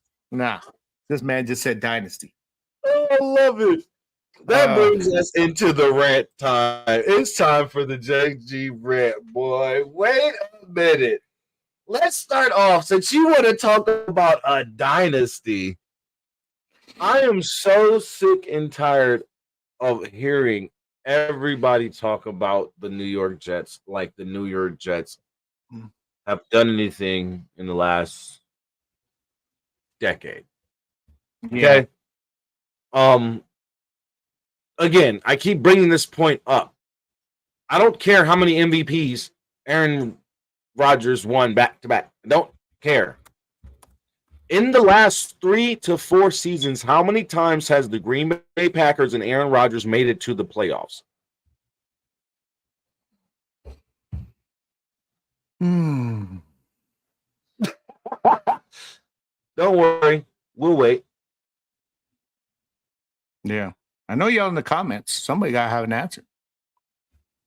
Can somebody let me know when the last time Aaron Rodgers has been to the playoffs? And been deep to the playoffs. We're talking. Oh, yeah. Going to the NFC Championship. You know what I mean? Like, if we're talking about them making a run now, I could be wrong, but are we going all the way back to the Romo era? Was that the last time? Or am I thinking of Dak's rookie year? Okay, so it was Dak's rookie year. In the division round. Yeah, that's what I'm thinking about. Yeah, because they ended up losing, I believe, was it the Giants? Was it the Giants that year? Yeah. Then you got to imagine. No, there was a recent, but it was like 4 years ago. It's been like 4 years, 5 seasons that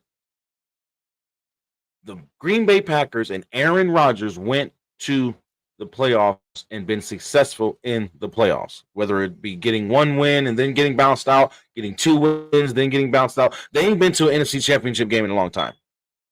Yeah. Let's just put it that way. Okay?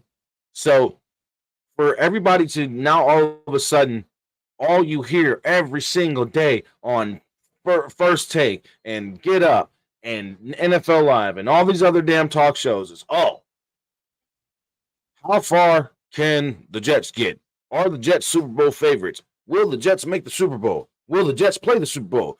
Blah, blah, blah, blah, blah. Aaron Rodgers and the Jets. They showed that 1 weak-ass touchdown throw that he made in the preseason over and over and over again. And what really killed me, Greeny said, listen, y'all. Greeny said, Aaron Rodgers is going to he's going to have an MVP season, and he's going to lead the Jets back to the Super Bowl this season. In what realm? In what realm? How? That offensive line needs to get it together. Like, you're on Hard Knocks. Aaron Rodgers over here cussing out his players for missing routes, dropping catches, or dropping passes, and not getting it together on offense. So if he's having all these troubles and it's showing on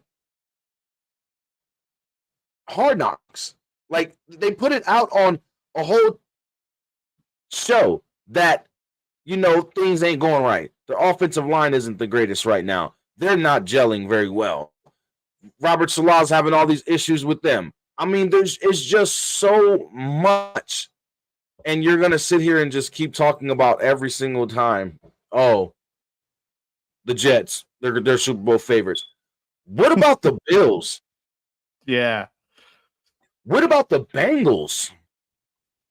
What about any other damn team in the AFC? We're not even going to talk about the NFC.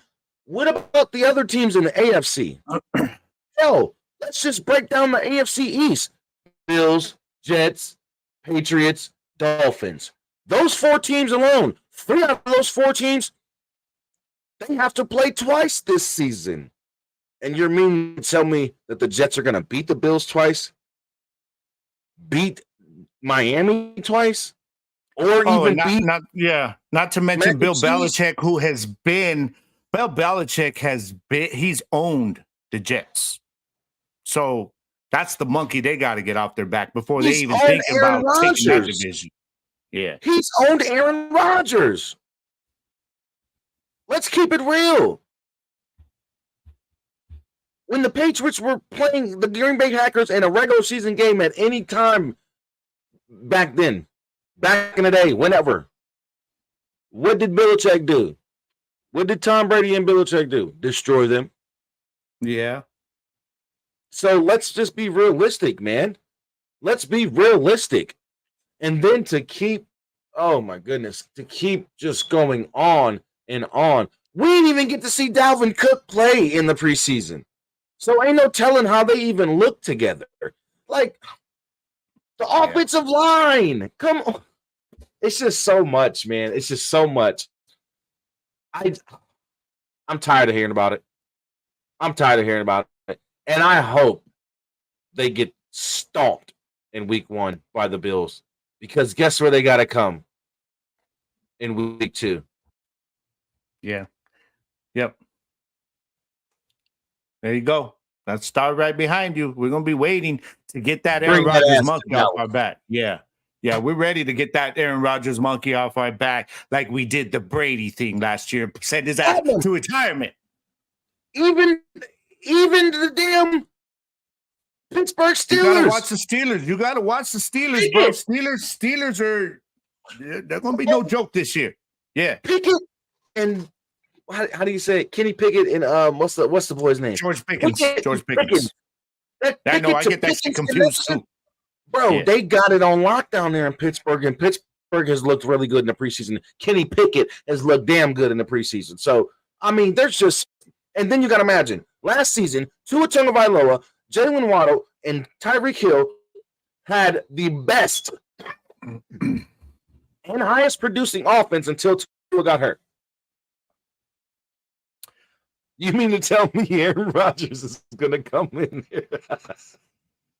He brought in 2 old-ass receivers, Allen Lazard and Randall Cobb.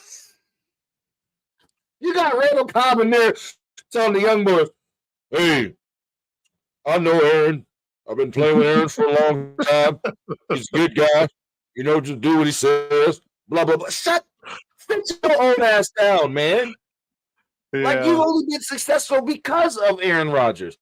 So, I mean, it's... Yeah. Come on, man. And this ain't to say that their roster is very good. They got a very good defense. They got a good young roster, but that offensive line, there's holes there. Aaron Rodgers, and everybody's talking about, what it is everybody's like, oh, it's a different Aaron Rodgers. Have you seen him? No. You know what? This is the same Aaron Rodgers. You know why? Because before the season starts or while they're winning, In Green Bay, everything is good. When Aaron Mhm. Rodgers trips, when it becomes a little different, is when the adversity kicks in with the team. Yep. And being that there's such a big age gap, there could be some adversity there this year, man. I'm telling you, Garrett Wilson will have a big year. But I'm sorry, y'all, but the Jets got way too tough of a road than, to just start crowning these dudes. And the whole thing about, oh, wow, Dalvin Cook makes them a Super Bowl contender. Dalvin Cook is not going to be on the field the same damn time as Breece Hall. Dalvin Cook is there to take the load off until Breece Hall's ready to come back. Both good running backs, yes, but he doesn't make the offense better. He keeps them from regressing without Breece Hall there if they decide to ease him back in, but he doesn't make them better. And that's what everybody seems to be talking like. How does this all of a sudden make them a Super Bowl contender? It doesn't. It doesn't. And that's what I want to know. Yeah. Yeah. I'm tired about these damn talking heads. Everybody talking about, yes. Bringing in, look, what does that do? Yeah, he's a placeholder. You already have Breece Hall. You have a starting running back. Why would you bring in another starting running back? Yeah. Like Dalvin I said, Cook is a starter. I get the move because they were doing it just to ease Breece Hall back in. But afterwards, what? You could have done that by sharing the load between Zonovan Knight and Michael Carter for the first, 3-4 games until Breece Hall's like, all right, I'm ready for the full load again. Let's get it. What happens when Dalvin Cook isn't happy no more because he's not getting to work? What happens then? Well, what's got you all shook up over there, bro? What's going on? Former New Mexico governor, Bill Richardson. Bill Richardson, yeah, I know the dude. He passed away. No way. Yep. ESPN just. Sheesh. Wow. Now, if you guys aren't familiar with who Bill Richardson is, the reason why his name is important is because he helped Brittany Griner. Yeah, everybody here in New Mexico knows him, man. He was actually a good governor out here for us here in New Mexico. So I voted for that man. I did. So rest in peace to Bill Richardson, man. Damn. An advocate for all that was right. Period. There was a time that when Hillary Clinton was going to run, that he was actually favored to be her running mate for quite a while. So he did some good things, man, and that's because he did some good things as a governor here in New Mexico for us. I mean, like I said, I voted for the man, and I did not have any regrets. I live in the southern part of the state. In Las Cruces, we are the biggest city in the southern half of the state, whereas Albuquerque and Santa Fe are up north. And we never had a governor's office here until he went into office because he said, "Nah, we gotta pay attention to the southern part of New Mexico." He started doing some big things down here, man. So rest in peace, man, Governor Richardson. Yes, a sad day. Sad day. Definitely rest in peace. Another thing I needed to get off my chest. Why in the hell are we still talking about this Lance trade? Why? What effect does that have on Dak Prescott? None. Other than maybe just like you said, lighting a fire, but that's it. He's not threatening his job. He's not even threatening Cooper Rush's job. Thank you. Trey Lance is there to be developed. Mm-hmm. That's it. Trey Lance is there for the future. Long term. Yeah. Yeah. That's why he's an investment. They want to sit here. Oh, well, Jerry Jones said he wanted to trade or he wanted to draft Trey Lance. Yeah. To set up the future. Mm-hmm. Taking a page out of the Green Bay Packers book. Let's draft us a quarterback to replace Aaron Rodgers when his time is up. Aaron Rodgers ain't like how things went, and he made a whole fuss and huff and puff and blew his little house down, and now he's in New York. He got what he wanted, whatever. But Jerry Jones setting himself up for the future. Dak ain't gonna be here. Yeah, For another 10 years. I mean, you talked about the Packers. Look at how that has helped them. They drafted Jordan Love and let him sit back there. He didn't. They had no point. At no point did they make it an even issue, like saying like this is a threat to Aaron Rodgers' job. No, he made it. He knew he was there to learn, and now because they did that and they developed him, they're in a pretty good situation with Rodgers gone. Instead of saying, "Damn, now we got to start a rookie that we just drafted." No, they're like, "Okay, we've got a quarterback we've been developing." So they planned ahead, and yes, like you said. All this is for Dallas is the same. It's the exact same situation. Exactly. They're bringing a guy to develop just in case down the road and see what we get from this guy. But he is not a threat to the backup position right now. He's not a threat to the starting position. He's there to learn. Cooper Rush is the number 2 quarterback this year, Cowboys fans. So y'all need to let this go. It has no bearing on this season whatsoever at all. It has no bearing on next season. No, at all. Dak Prescott is going to be the starting quarterback unless Dak Prescott doesn't play well. Period. And I don't see that. I don't see that happening. I don't see him having a crappy year this year with the weapons he's got. You know what I'm saying? Only Super Bowl was 2011. Aaron Rodgers' only Super Bowl. Oh, and who was his coach at that time? I just want to know who was his coach. I believe it's our current head coach. I think you're right. I think you're right. Yeah, I think you're right. You're right. Yeah. Mike, and I think Mike was actually. It was Mike calling the plays. He was calling the plays. Wow. Yeah. What does that sound like for Dallas this season? It don't sound like Trey Lance is going to be in a damn offense. So why are we making a big deal out of it? I mean, come on. Why are you really making a big deal out of it? I don't know why the hell. I understand. I understand we're talking about this now and we're complaining about them talking about it. But that's why, because it's our chance to rant. And I'm tired of seeing it, especially from Cowboys fans. Y'all need to stop. Trey Lance is not going to be starting week 1. He said it himself. He's here to learn. He knows what he's here for. He knows, and he's happy to be in Dallas and to be able to learn under Mike McCarthy and Dak Prescott and to be able to develop these two. We both said it. We're happy about this move. It's like, cool. We're good with this. Because now let's move on and let's go ahead to week 1. And guess what? Jerry got what he wanted for cheap. For dirt ass cheap. So why are we making a big deal out of it? Yeah, man. I don't know what the hell. Listen, Dak and Mike McCarthy knew that Jerry Jones wanted to draft Trey Lance back when Trey Lance was available in the draft.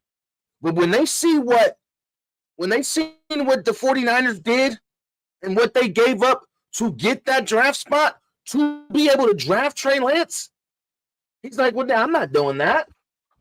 I'm going to go and get Micah Parsons instead.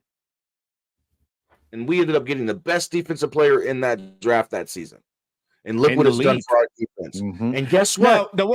Guess what? Now we got Trey. But that doesn't mean that he's going to be starting in week 1. It doesn't mean that he's going to be starting in week 12. It doesn't mean he's going to be starting at all this season or even playing a snap. He's going to get his Jordan Love on. Yeah. He was supposed to have done in San Francisco. San Francisco kind of screwed him over because you have him sit for a season under Jimmy G to learn, but then you start him the next season and instead of letting Jimmy G play. You get what I mean? So they should have let him sit for at least 2 seasons. He would have never got hurt. For 1, and for 2, he'd be more developed. This preseason, you develop him into that system. Yeah, you develop him into that system. But like me and you both have said, Shanahan he's not that kind of coach. He's not that kind of scheme. The quarterback is the 3rd most important player in his scheme. Whereas Trey Lance It didn't work because Trey Lance's skill set means it's for him to be developed as an attacking type of quarterback. Exactly. So the worst part about this, dog, is that we're watching, you see all these talking heads on TV, man, and they're trying to make it a thing because they're like, oh, well, Jerry Jones didn't tell Dak Prescott that he was making this move, so he doesn't have any respect for Dak Prescott. Really, this is what y'all are trying to do now to make it a thing that well, first it was the defense doesn't respect him. Remember with the trade with the Diggs thing, and now it's like, oh, the ownership doesn't respect him. Are you kidding me? This man is probably the most respected player on that team. That locker room. Real talk. Yes. So now nobody respects Dak Prescott. No. Yeah. Jerry's fed up. Yeah. Period. Jerry's like, we just paid you all this damn money, and you can't get us past divisional round Dak. You can't stop being divisional round Dak. So let me do this. Grab Trey Lance. Throw him this fourth round. Let's put a little lighter under you. That's all we're doing. Yeah. There you go. And there you go, Dak. Now go out and do your thing and get us into the NFC Championship. But I feel you. So when the Green Bay Packers drafted Jordan Love without Aaron Rodgers knowing, what did Aaron Rodgers go and do? Even though he didn't get his team to the playoffs because you can't do it on your own as a quarterback. This man went out and won back-to-back MVPs. Yes. So this may just light that fire under Dak and give him what he needs to go out there and perform at an MVP level, mess around and win an MVP, mess around and win an NFC Championship, mess around and win a damn Super Bowl, or at least get there and show that I can get this team here. I am the quarterback of this franchise. Yeah. They're going to be here for the future. Cooper may possibly be here for the future, but I think Cooper Rush is only here for this 1-year deal because Cooper Rush is going to be somebody's starter soon. And see, well, and not only that, I think that's why Dallas, with the Trey Lance thing, there was an opportunity there to get him there when the Niners said we're going to move him. And so Dallas is like, look, we got Cooper Rush on a 1-year deal. If we can develop this dude, maybe even next year, he can step into the QB2 role. That is the most conceivable, closest upgrade for him is the QB2 spot next year. That's the goal, not QB1. So Cowboys fans, freaking talking heads on First Take, all that shit, don't listen to that. This is not a threat to Dak Prescott this year or next year. Okay, beyond that, is anybody's guess. Probably not. Especially if they get this extension done that they're talking about with Dak. But that's a whole other conversation. What this is okay, let's see if we can develop him first into Dak's backup and let him learn. Like you said, he knows why he's there. He says, I'm going to sit back.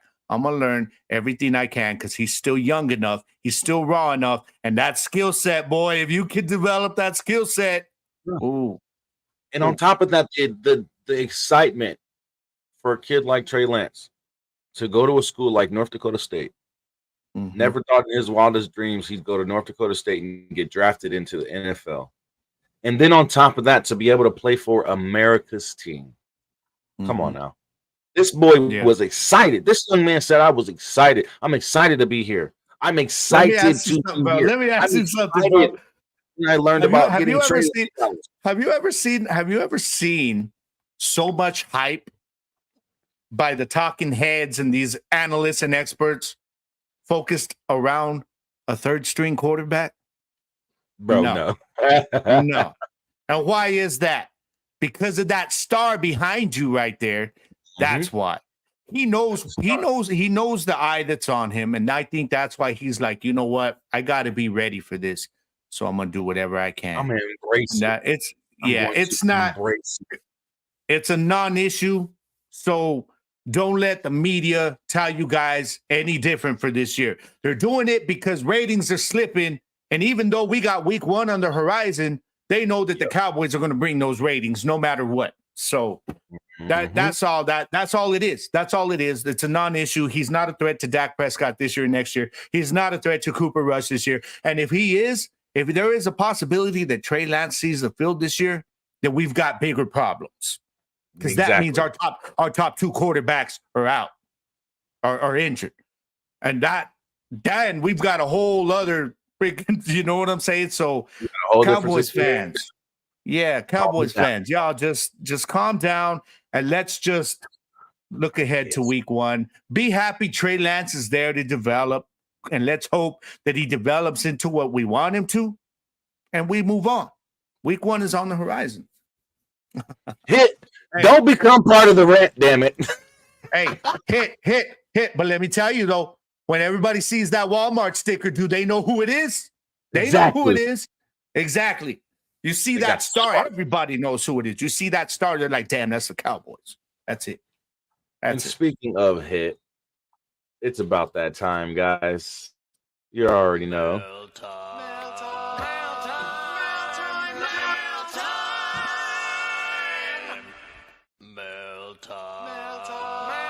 Why is it still going? You got that shit on the loop, man. Yep, I damn sure do. That's exactly what happened. Hey, by the way, man, third quarter, TCU up 28-24 on Colorado right now. Ooh, it's a close game. Oh, you got a game there. Dang. Mike says, before we get into that, was Dallas not willing to trade for Gardner Minshew? They gave up a 4th for Trey. I think they could have got Gardner Minshew for something similar. We don't want no damn Gardner Minshew. Let me address that. Let me address that really quick. Well, let me address that really quick. Gardner Minshew is a good backup, okay? But so is Cooper Rush. We had just signed Cooper Rush to a 1-year deal months back. There was no reason to go and pay Gardner Minshew quarterback 2 money to be a quarterback 3. Plus, he's not going to take that. He's going to be he's a backup somewhere now. We're not moving Cooper Rush down the QB chart for Gardner Minshew. This is not going to happen. Cooper Rush is comfortable in the offense. You know, it's just that was never. I don't think that was ever something that was going to happen. But I'm of the other thinking. I think Gardner Minshew is a good backup. He is a very good backup, and that's why he's got the deal that he got this season. We weren't going to pay him that. We weren't going to pay him that when we got Cooper Rush there. You know what I mean? We got Cooper Rush there, and we're good with that. So, and Gardner Minshew wanted a multi-year deal anyway, and we wasn't going to give him that. Yeah, not to get backup QB money to be a QB3. Not at all. Yeah. But our first question from Hit is, as a football fan or knowledge of football, basically having knowledge of football, do you think it's better for players to play in an open field or a dome-covered field? That's actually an interesting question, Hit. To be honest, it depends on, man. This you're gonna ask players this, and you're gonna get different answers. Because if you're asking a wide receiver, they love playing on that turf indoors because their speed. Your get off the line is a lot faster. Yeah. All right. But if you're talking to a lineman, defensive pass rusher, where they can plant their feet into that grass, they're going to prefer that open field. You want that natural turf on there. So there's a lot now. Then there's also the situation of on turf. You know, you got more of a chance of natural turf of injury. As far as for me, I mean, and then there's the weather, but a lot of players actually like some of the weather to be a little bit dirty. You know what I'm saying? Like, especially those guys that play in the trenches. But if you're asking me as a fan, I prefer it actually in an open field. Sunshine, you got the weather down, whatever. You got natural grass out there. I prefer that. Like, this is one thing I love about watching college football. It's because most of the time they've got that open field in the presentation. I don't know what it is for me, man, about when you're watching the game and something about, you know, just a game going on and it's almost like it's outdoors and it's, you know, so for me as a football fan, I prefer outdoors. As far as knowing football, it depends on the position. Sandy says for her, a dome personally. Okay, as a fan, I understand that. For me, as a fan, I could deal with either one, but I would prefer an outdoor stadium. I want to be in the action. Yes, I get the action. With the action sports, yes, I need all the action. I want to hear how hard them pads is getting hit in that snow and that negative 30 degree weather. You know what I mean? I want to hear how bad it hurts. You know what I mean? That's just the excitement. You want the shot of the Goodyear blimp showing down. You want the Blue Angels flying over to start the game after the national anthem. Experience of being at a football game, and you can only really get that.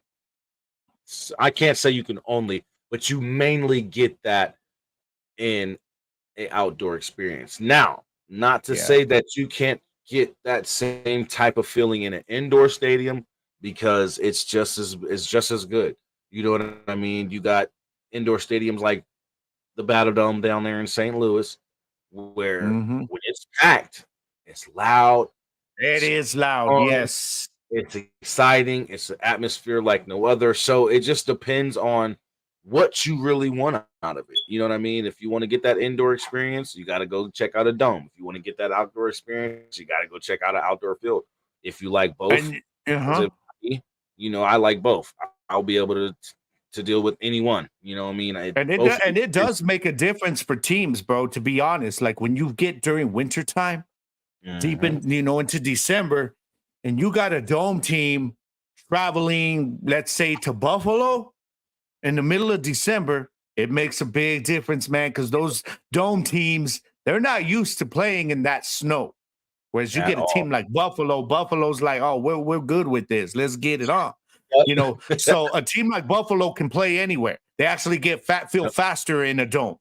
So that does make a big difference right there, as far as for when you're a team based on your location, whether you play in a dome or not, man. It makes a big difference.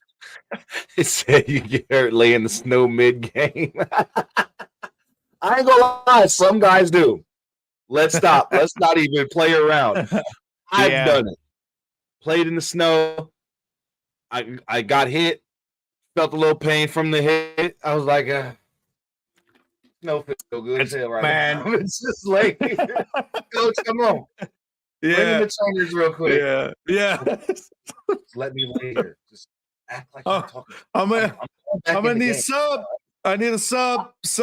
No, I'll be all right. Just give me a couple plays, you know. Sub, never mind. Just let me lay here. Take a time out. You know, and also, man, when you play in that cold weather, man, I remember it's hard. You have to stay warm. You got to stay warm because you get stiff. And you get back out on the field, man, and you're like, damn, you know, you're a little bit slower, and it's tough. It does. It's a challenge, man. It is. Moving on the sideline when let's say if you're an offensive player and y'all just finished scoring or whatever the case, you got to keep those legs turning, you know, get on the bike. Yeah.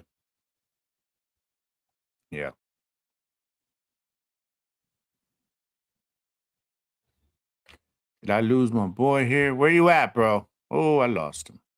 Man. Did you? Are you good? Yeah, you back. Yeah. All right. I was gonna say I'm good on my end. We both went out for a second. Yeah. But yeah, it really depends. And now from knowledge of football, you know, I guess you could say from a videocaster, sportscaster's point of view, it just depends on the player. Like Gabe was saying, it really depends on the player. Some players have their own preference. You know, those big guys down in the trenches, the big boys, the offensive linemen, defensive linemen, they'll prefer the grass because they can grip that grass, put their hands in the mud, you know what I mean? And really get it popping and do their thing. Then you got those guys like skilled players, defensive backs, offensive wide receivers, defensive backs, and safeties who depend on speed, and that turf just gives them, you know, the better cuts, gives them the better gripping of their turf shoes and things like that. So they don't have to do as much to get open and make certain cuts and use their speed on a turf than they would on a grass field. And Sandy said they can lay there and make snow angels. Oh, you see it in celebrations all the time, though. When they're playing in the snow, you see guys out there score a touchdown, drop to the floor, and give a snow angel, man. So exactly. So they definitely do that. So it's like I said, it's just a preference, and it's just one thing that they, you know, choose if it's a preference between players. Now, second question, and I hope we did answer your question thoroughly, my brother. Second question from Hit. He says, do you think no matter the league, should a team watch themselves in a playback and see what needs to be fixed in the They next do it. season? Well, They do it. they actually do it. Yeah. And they don't just do it for the next season. They actually watch playback of every game.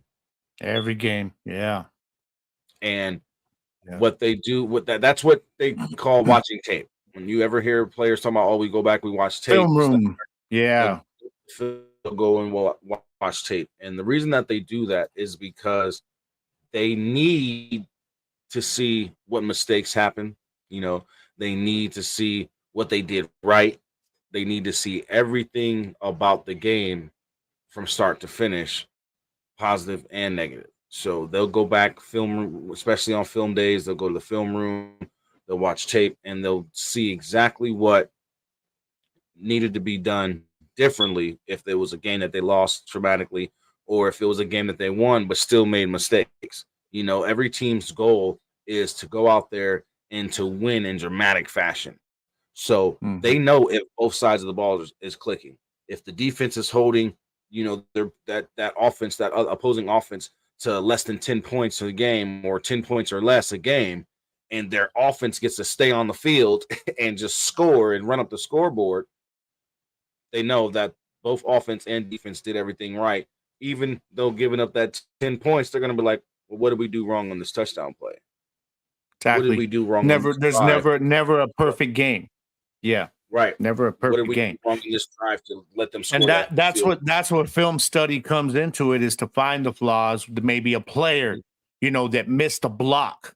And during film study, you hear players just complain about it. Oh, film, you know, we got film session all day, but they literally will spend a whole day during the week doing film study from the prior game, so that they can point out to certain players. Each positional coach does his film study for that game and gets his positional players, look, this is what we need to work on. And that helps them get into film study for the coming game. But yeah, you're right. It's something that gets done every week because of that. The whole, this is what we need to fix. This is the mistake you made right here. Now let's get beyond that. So yeah, that's how they learn. Exactly. Yeah, exactly, Sandy. Hit said, I feel it. I wasn't sure because, you know, some of these sports movies beyond some BS. I just wanted to make sure. And not a problem, bro. I know you're here to learn a lot more than anything. That's why we constantly get the fan mail from you. But to answer your question, they already do it. But the reason why they do it is for those specific reasons that me and Gabe just went over with you. You know, just to make sure that they can point out the flaws and even the good that players at the position have, you know, in that specific. So it's part of the process of it's a part of the process of always trying to get better week after week. It is. So definitely, man, definitely. It's something that needs to be implemented into middle school, in my opinion, because it'll teach kids at a young age responsibility, taking responsibility for your actions, taking responsibility for what you didn't do on the field. Yeah, and learning to look at the strategy part of it, because that strategy is film study, is exactly where strategy comes into play. Because even when you're preparing for the coming week and you have your film session, what you're doing is it's showing you your film study is showing you why this is the strategy you're going to take. All right, because the reason we're going to play you on this spot is because they're constantly leaving this side of the field open on this formation or whatnot, you know, just an example right there. So film study is a constant, and it is a necessity, to be honest, and not only just in preparation, but in getting better week in and week out for every one of these teams, man. So it's a good question, and I get it. Like you're learning Hit, and that's just something you learn right there, you know, that this is something like Jersey said, it's not, they don't just do it at the end of a season or beginning of a season in the off season, but it's every week, every game. So they're constantly doing that. It's a nonstop film session. Players hate it, but they know it's necessary. And you always hear talk about those players that are so committed. And a lot of times it's quarterbacks where they say, man, like this guy watches more film than anybody. you know, and that especially with quarterbacks, it is very important for them to see, to review the week before and say, what was I not seeing, you know, on this play right here. Yeah, especially if they had a bad game or they missed throws that should have been catches or should have been touchdowns, especially, you know, they'll really go back. Like, you got a lot of quarterbacks and a lot of running backs too. A lot of running backs will go back and watch their tape like, oh man, I should have hit this hole. Yeah, especially because a running back is the guy who is supposed to help a quarterback in a pre-snap read. You know, he's looking around and you see him tap the quarterback, look right there. You got your blitzer coming or something like that, you know, and that all comes from film study, all of it. So, sure. All right, now question 3. He asks, do you think certain leagues need more coaching for players or keep it the same, as in getting them ready for games? And I get what you mean. I get exactly what you mean by this. In my opinion, to be honest, I think a lot of these players should have more mentors. I honestly think, you know, they could have more mentors to be like a personal life coach. I believe all these different players could have somebody in their corner like that, because mental health is real. Oh yeah. And especially at a young age, like these college kids, I think they need it more than anything. You know, they have good coaching staffs around them and things of that nature, but when they're not on the field, you know, they need a big brother mentor who's still a part of the coaching staff. You know what I mean? You ain't even lying, man. Still part of the football team coaching staff or the organization or whatever the case, just somebody that could be there to give those guys a shoulder to cry on, you know, somebody to talk to, somebody to help keep their mental right where it needs to be, to get them through 4 years of college, to get them through 8, 9, 10 years in the NFL. You know what I mean? So yes, I think all leagues, all sports, they should add in personal coaches and personal big brothers and big sisters type of mentor type of people to help with the, like, John Morant could have used one. Let's be real. John Morant could have used one this past NBA season. You know what I mean? Oh yeah. Yeah. All the mental things that he was going through, you know, and just being caught up in, oh, I got all this money, I'm young, I got my you got boys. The wrong people. You got the wrong people around you when you got that kind of money, and they're all your age. You know, it's the wrong people. Plus, when you're looking at like college, you know, these guys. There's the hype, especially if you're playing for a big school. There's the hype that surrounds you. You know, it's a whole different level of attention.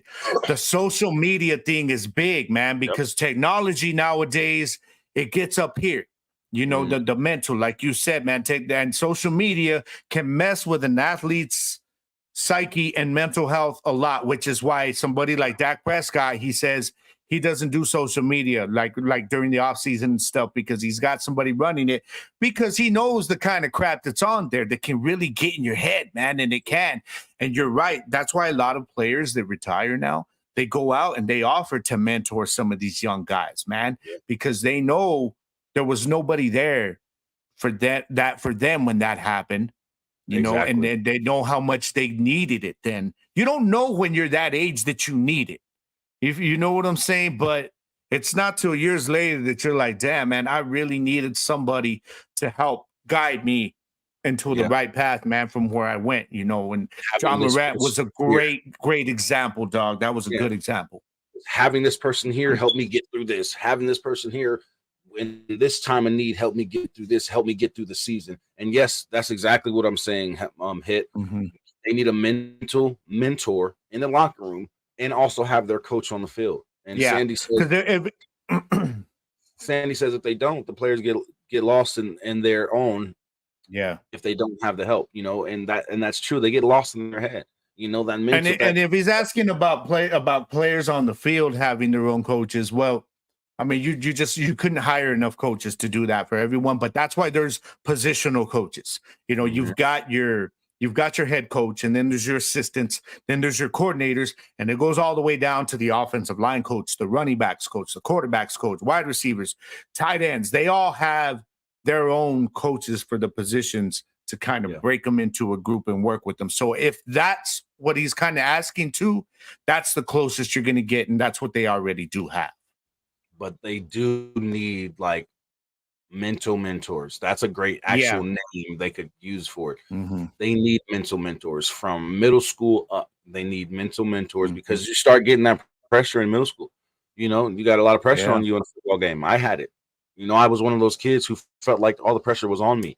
They used to call me Wheels because I was the running back and I was fast. And it's like, oh, you're not Wheels. You're not getting through the holes. You keep running around the line and going to the sideline and then going up the field. Run through the holes. Run north and south. This is then the third, you know. And if I would have had someone to help me keep my mental at a certain spot, it would have been a lot easier. You know what I mean? It definitely would have been a lot easier. Hit says, I meant team-wise, not just a single person, but I get it though.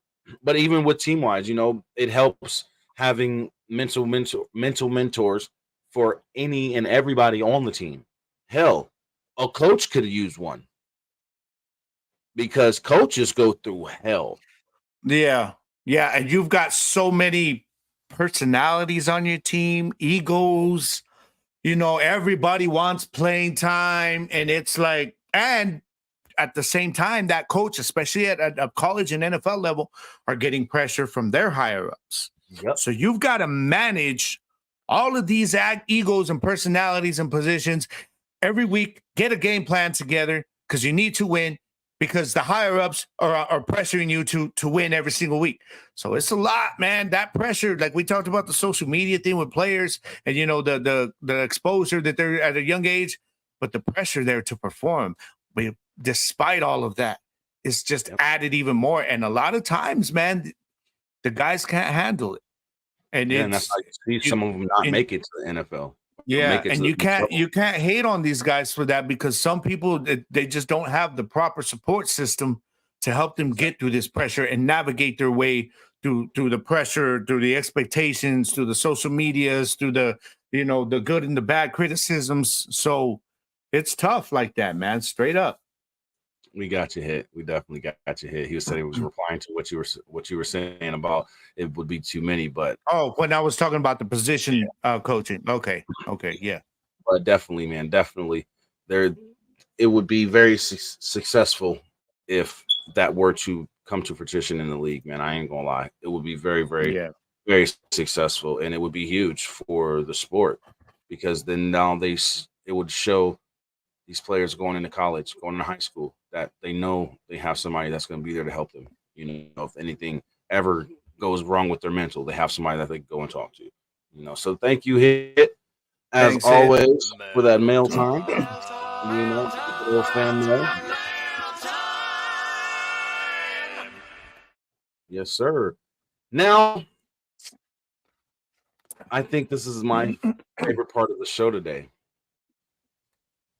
The last two segments of the show, because the NFL is here. It's here, baby. About damn time. We ready. Ready to do this, man. Yes. Look, it's so beautiful, isn't it? Isn't it so beautiful? I got a little Snoop Dogg Papa Funk. You know, he even ready for the football season. That is dope. I dig that, man. Straight up. Gin and juice. That's the gin and juice Funko Pop Snoop Dogg. You know what I mean? With the blue shirt and everything. Yeah, got him. But yeah, man, the NFL is here. The season is here. I'm gonna have to show you my Snoop one I got in my studio, man. I got my collection of pops in there too, so I'm gonna have to remember to show you some of that, man. I gotta check it out, because I still got more I'm getting, man. I got a bunch more I'm getting. I even seen Michael Parsons one, so you know I'm grabbing that thing. But I'm saying the NFL is back because football never left. For all you haters on sports out there, football never left. It never left. This NFL is back. Okay. Yeah. So this brings up the question, because I'm not even going to guess. Let's get week 1 under our belts first. Let's get week 2 under our belts first before we start talking about NFC, AFC championship games, and Super Bowl. So yeah, it's way too early to be doing these it's fools. Man, they got nothing better to talk about. it's pointless to even speak of those things as of right now because everybody knows that we got to get through week one first. If we can't get through week one, then what the hell are we even watching? Yeah, You know? yeah. So let me see. I'm trying to pull up all. Yeah, there we go. Pull up all these games we got this week. So on Sunday, tomorrow, it looks like it's starting off Next week. We start Thursday. Don't forget. Oh, yes. So it's not even this Sunday. I'm sorry. Yeah, it says Sunday night. It says Sunday night football because it's the Sunday night football broadcasting. But yeah, it's gonna be Thursday night. Okay. So, oh yeah, and it's on NBC. So this Thursday, the season is starting off with the Lions and the Chiefs. And there's been a lot of talk about how good the Lions may be this year. And we were just talking about the holdout from Chris Johnson, who stated he don't care, he'll sit out to week 8. So the effect on week 1 for the Kansas City Chiefs of not having Chris Jones is going to be huge because these Detroit Lions are hungry. So Gabe, Double G, who in this game are you picking? All right. Well, I understand. I get the hype with the Lions, because of the way they played last year. Well, should I say to end the year last year? All right. But I'm sorry, man. I'm not going against the Chiefs at home after they just came off of a Super Bowl. I get it about Jones not being there. I get it. But there's hype, not just for the Lions, who won't be at home in this game. They're going to Arrowhead, probably, arguably, the toughest environment to play in. It's going to be the season kickoff NFL. That place is going to be rocking. Mahomes is going to be ready to go. Andy Reid's going to have his boys ready to go. And the Lions, while I expect their offense to do really well this year, that offensive line is just really, really good. Their defense, I have to see it before I'm sold that they're going to be significantly better because I know what I saw last year was the worst defense in football. I get it. There's been some moves made, and I love Aiden Hutchinson. Love him as a pass rusher. He's going to be legit for years to come. But right now, I got to go with Kansas City. Now, I think we'll both agree week 1 is always the hardest week to pick because you're going to get fluke wins. You're going to get, let's say, a team beating the Chiefs that probably wouldn't happen mid-season.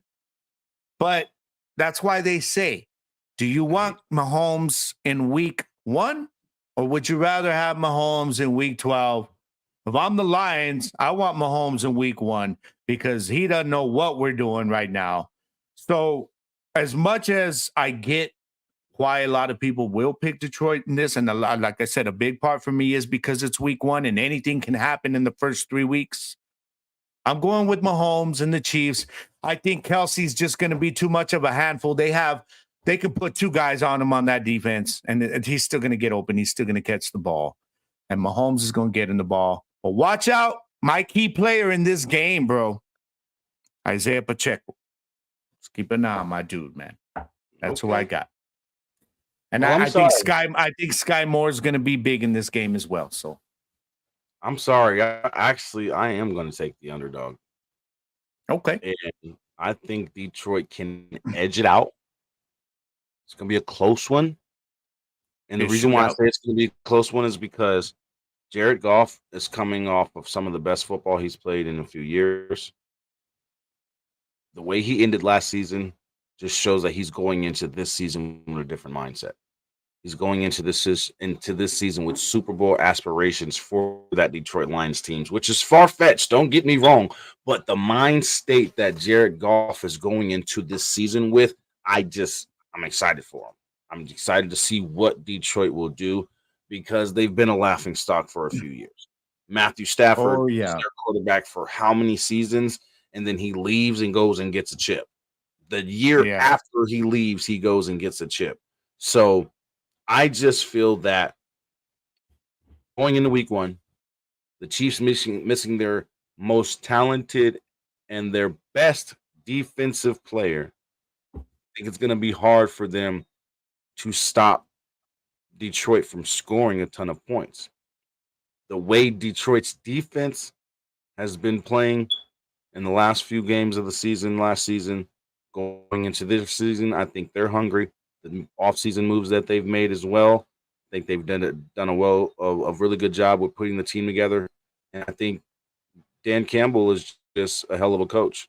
And I feel that what he's done in Detroit has turned them around. And I think this is the real It's beginning a new culture. of their turnaround. Yeah, I think this is a real beginning of their turnaround. This is the real new beginning for the Detroit Lions, and I think that this is when they actually start to become a contender in the NFC conference again this season. So I'm going to take with a maybe 6-point win, barely edge it out by a touchdown. I'm going to take the Detroit Lions. Got to take the Detroit Lions. Just saying, got to take Detroit. I think that they're going to make some noise this season. I agree. It's going to be a close game, but I don't know why the vibes I get from this. I can see if Detroit takes like a 2-point lead with 2 minutes left in the game, you might as well just give Mahomes that win. You cannot leave him time. So Detroit, the big part of this game is going to be how they manage the clock in the fourth quarter. Yep. But yeah, I mean, I'm with you in terms of the overall picture. I love the new culture there that they've got. They've got fans excited again with the new coaching regime coming in. So I get it, man. I get it. And I just, I think Mahomes is going to pick up where he left off, at least with this game. I don't know about the season, how that's going to go, but it's going to be exciting to watch either way because I like you. I agree. I think we're in for a shootout. And I think the NFL knew this when they scheduled this game. They knew it. So they're like, let's get it on. This is how we're going to start the season. With Chris Jones holding out, this just makes it more. That's big, man. That's big because of how good that offensive line for Detroit is. Like, you need Chris Jones in this game. Yeah. So it'll be interesting. Without him there, he's their big run stopper. Yeah. I mean, we could see David Montgomery getting a lot of work between the tackles in this game. Sir. So, yeah. And that leads us into Sunday, because what they're doing is they're going to have the Thursday night football game like always. Then they're going right to Sunday. Now, the reason why we're not getting any football from the NFL this weekend is because of Labor Day weekend. And NCAA started their week one last week into this weekend, the whole nine, because of Labor Day weekend. They wanted to just give us a whole bunch of college football. So we got a bunch of college football this weekend. That's why the NFL season isn't officially starting until Thursday. But on the Sunday slate, you have Texans and Ravens. I'm taking the Ravens. You're not going to convince me that CJ Stroud and that Texans offense or defense is going to come into Baltimore and beat them. Lamar Jackson has too many weapons now. Lamar Jackson is still a lethal weapon himself. So, in my opinion, Texans, Ravens. Sorry, Texans, but I got to take the Ravens. No doubt about it. Gabe? Okay. Now, if CJ Stroud was at least a year into his NFL career, then I might be inclined to take them on the upset just because of the week one factor where anything can happen and he's got a good, solid foundation around him. But he's not a year in. This is his first official NFL game, and you're playing against a Ravens defense that year after year can bring it because that's what they do.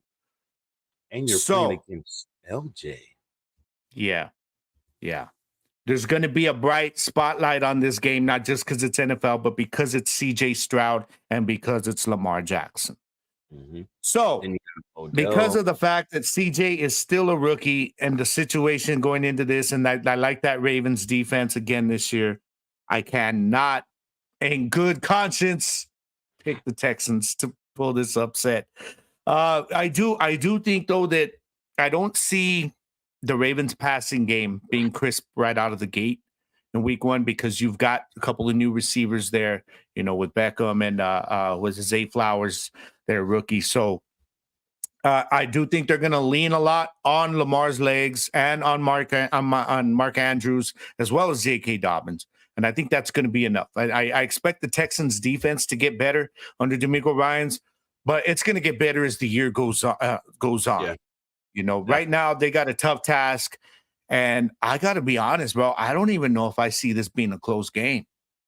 Oh, I mean, I'm looking at the Ravens winning this by 2 scores at least. Yeah. I'm feeling in my jellies.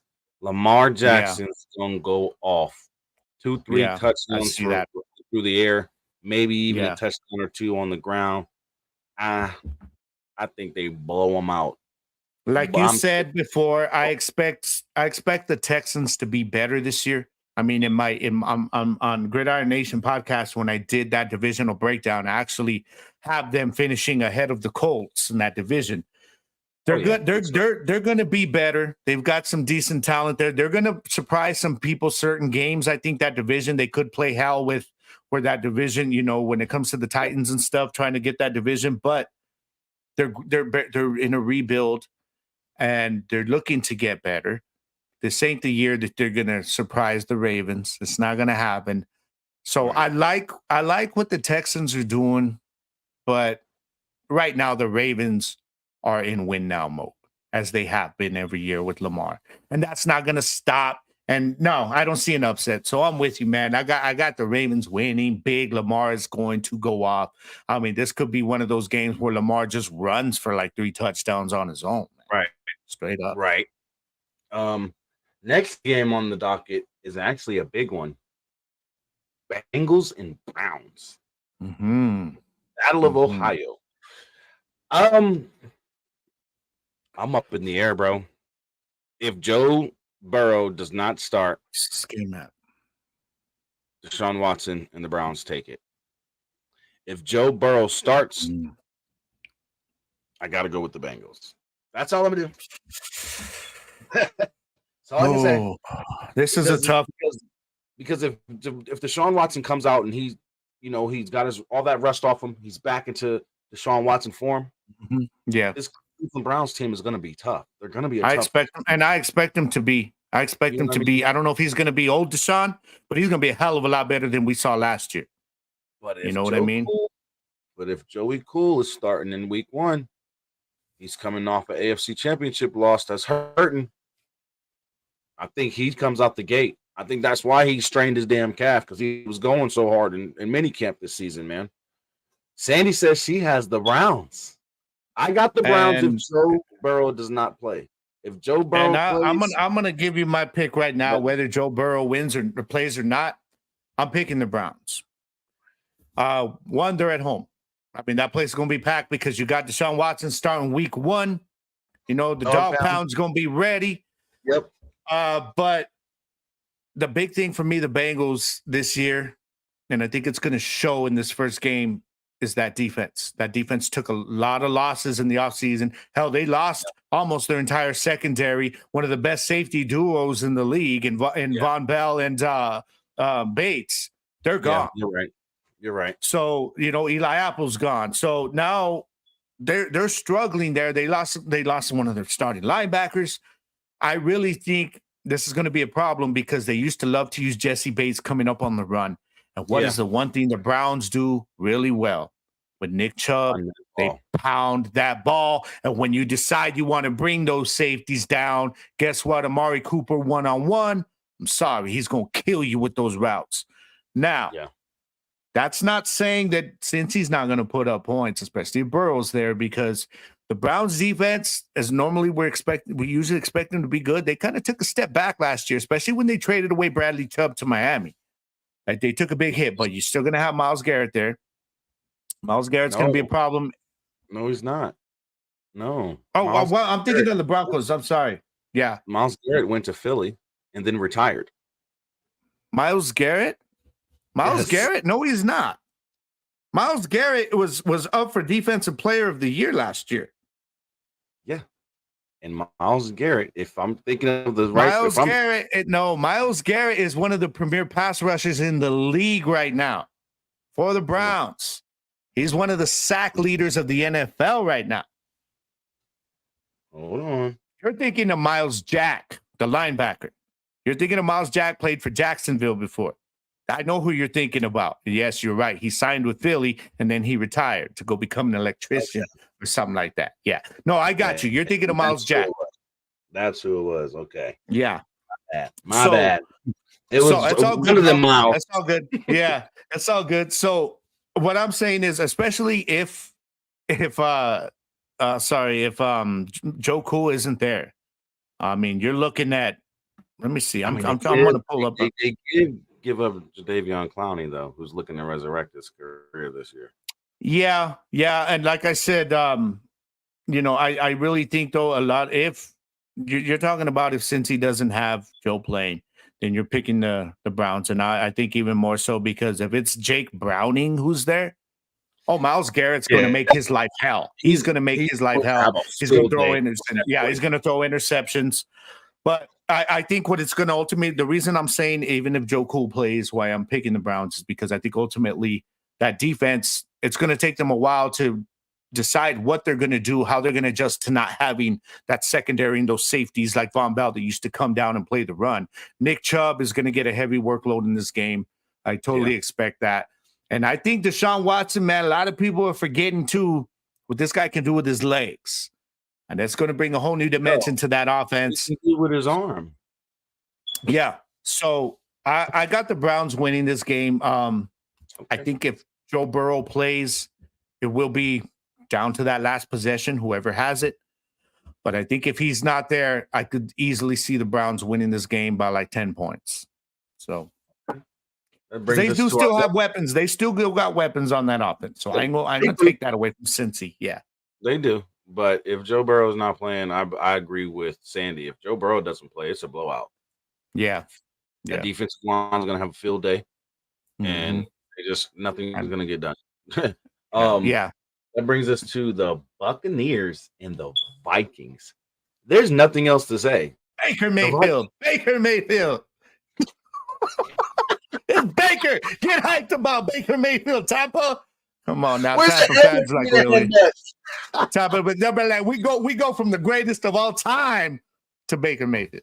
You got Mike Evans unhappy already coming out talking about he's going to be gone after this year.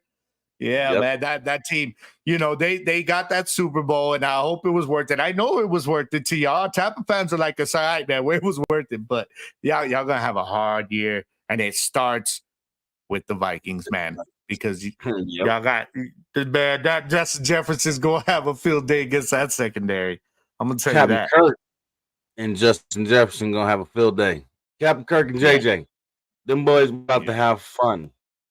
Even their new running back. Dalvin. Madison. Yeah, Alexander Madison. Time. Yeah, they're going to be like, you know what? I'm going to tell you what they're going to do, what Tampa's going to do. That defense is going to focus on Justin Jefferson. So guess what that's going to mean? That means Madison's going to be like, okay, just give me the ball. Give me the ball. Yeah. I'm going through every hole imaginable. And that Buccaneers defense has a lot of holes.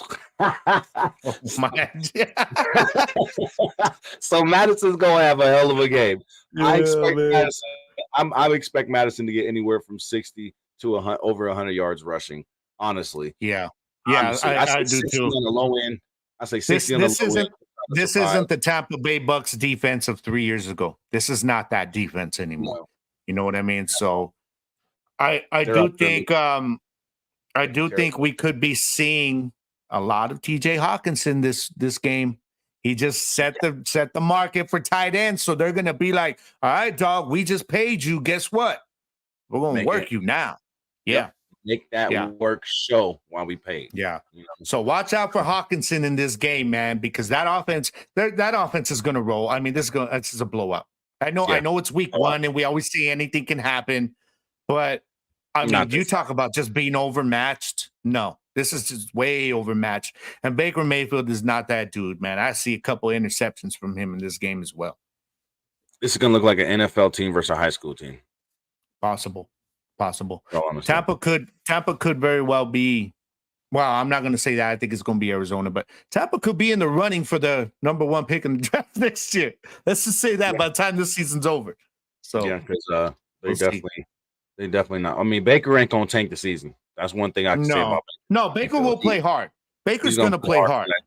But I mean, they might edge out a win or two, but Arizona's going to go 0-7. The advantage for Tampa that they can win some games this year is that other than the Saints, I don't know. I mean, they're capable of beating the other 3 teams, even Atlanta, because Atlanta's going to be a run team.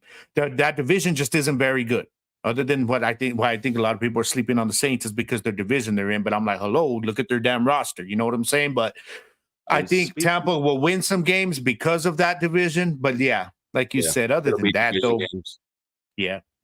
Now, speaking of who that Saints, who that. I don't know. Who dat? I guess it's who they in Cincinnati and who dat in New Orleans. Yeah, it's like, man, come on. Whoever. The Saints are actually hosting the somewhat new look Titans. And I'm gonna be honest with you, bro. I'm taking the Saints. I don't care that the Titans have Derrick Henry. I don't care that the Titans just acquired DeAndre Hopkins. The Titans still have Ryan Tannehill as their starting quarterback. And as long as you have Ryan Tannehill as your starting quarterback, in my opinion, you're not going to go any further than the wild card round in the playoffs. So I'm definitely taking the new and improved Derek Carr and the New Orleans Saints, because if you look at it, Derek Carr has way more weapons down there. He has an established running back. He has an established backup running back because and let's just point out for this game, Kamara will not be playing this game, but that's the whole reason they brought in Jamal Williams. And Jamal Williams will be getting run on. Yeah, he will. He will. You got Colston back. You got Mike Thomas back. He's got a receiving core down there. You got Chris Olave season 2. Chris Olave is going to light it up, man, and he's going to start with week 1 this week. I was getting ready to get into it. Derek Carr now has the young receiver going into his second year, and Chris Olave is going to light it up this season. Chris Olave is going to be in the top 10, top 15 receivers talk this season by the end of this season. So I feel really confident in New Orleans winning this NFC South as a division. They're going to win the NFC South. I don't think there's any other team in the NFC South division right now that can even match what they're going to be able to do on offense or defense. You got Cam Jordan coming back off a new contract. Yeah. You know what I mean? He's hyped for the season. He's ready. So, he's ready, man. New Orleans is just going to come into this week 1 and show all the critics that Derek Carr was a good choice for them at quarterback.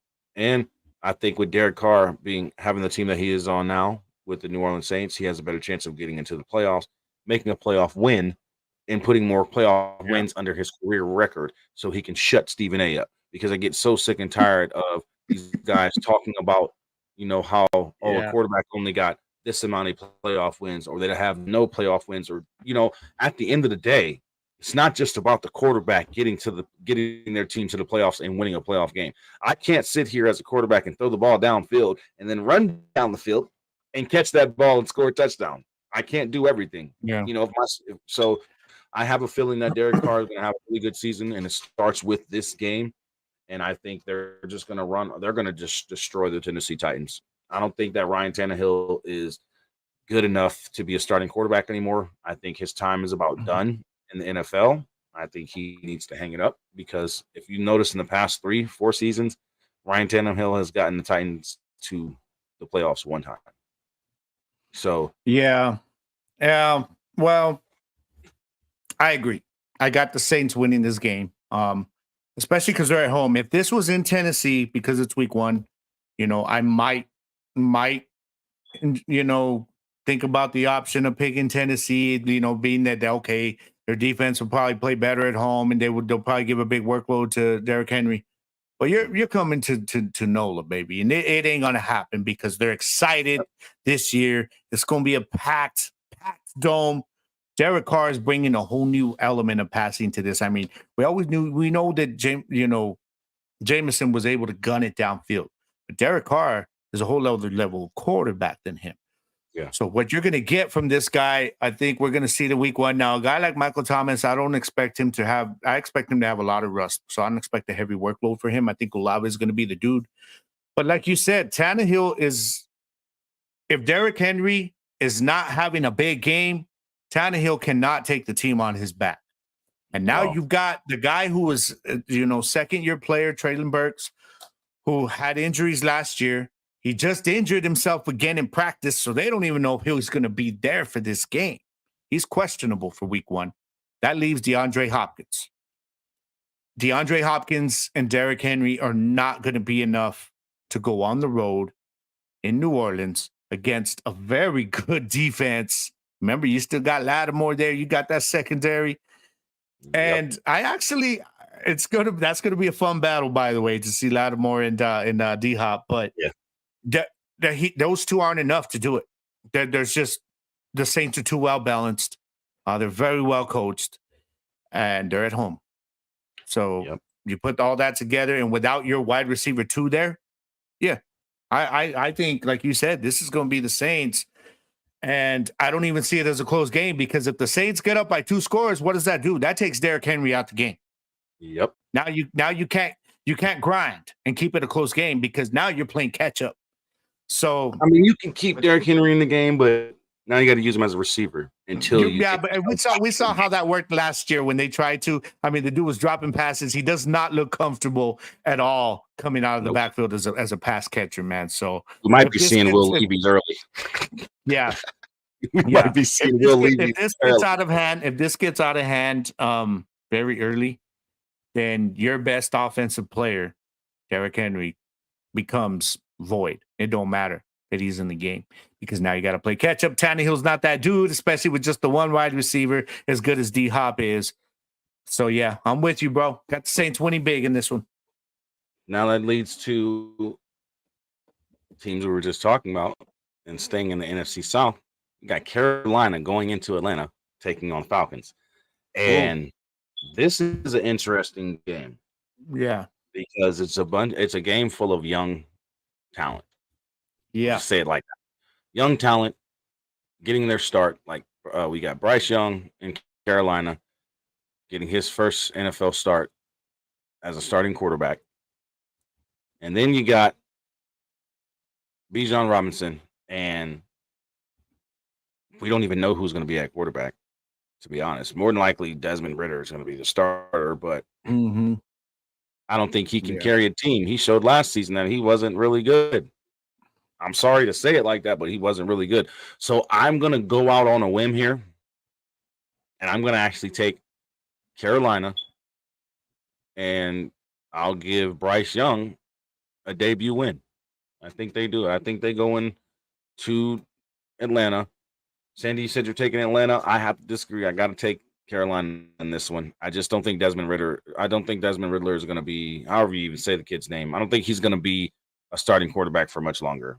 I think that the young man that they just drafted is actually going to step up and become the starter by the end of the season. Or we could be seeing if Ridder doesn't perform well by midseason. I mean, that's when will the fans start calling for Heineke to come in?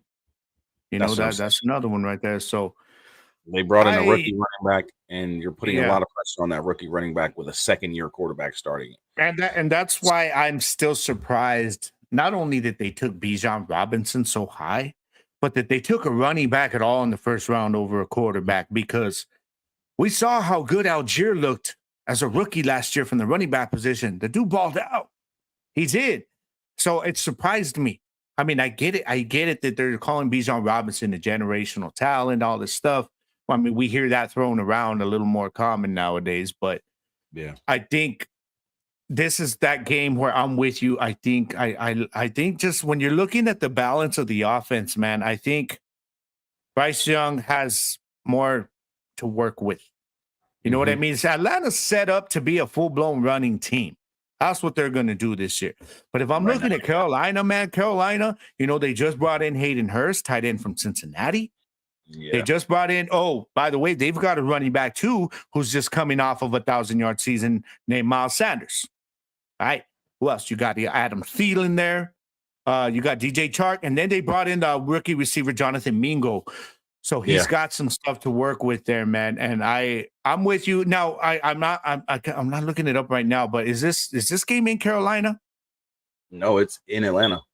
In Atlanta. Okay. Either way. I'm going with you on this one. I like Bryce Young to get his first win. And I would love to see this. Just like if they lose like bad and that offense for Atlanta is really cannot move the ball, then the pressure is going to start right off the bat. The pressure on Ritter is going to start right off the bat and on Arthur Smith. So and then you'll see Taylor Heineke come in there. Yeah. And the next thing you know, they turn around the damn season. You know what I mean?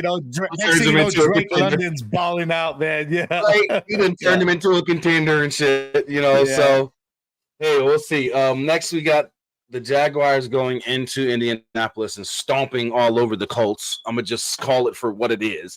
We're not even going to play around with Taylor or with Trevor Lawrence and them boys. They're going to go into with Calvin Ridley coming over to the Jaguars. Now Taylor, or I keep wanting to call him Taylor. Trevor Lawrence has a true number one receiver.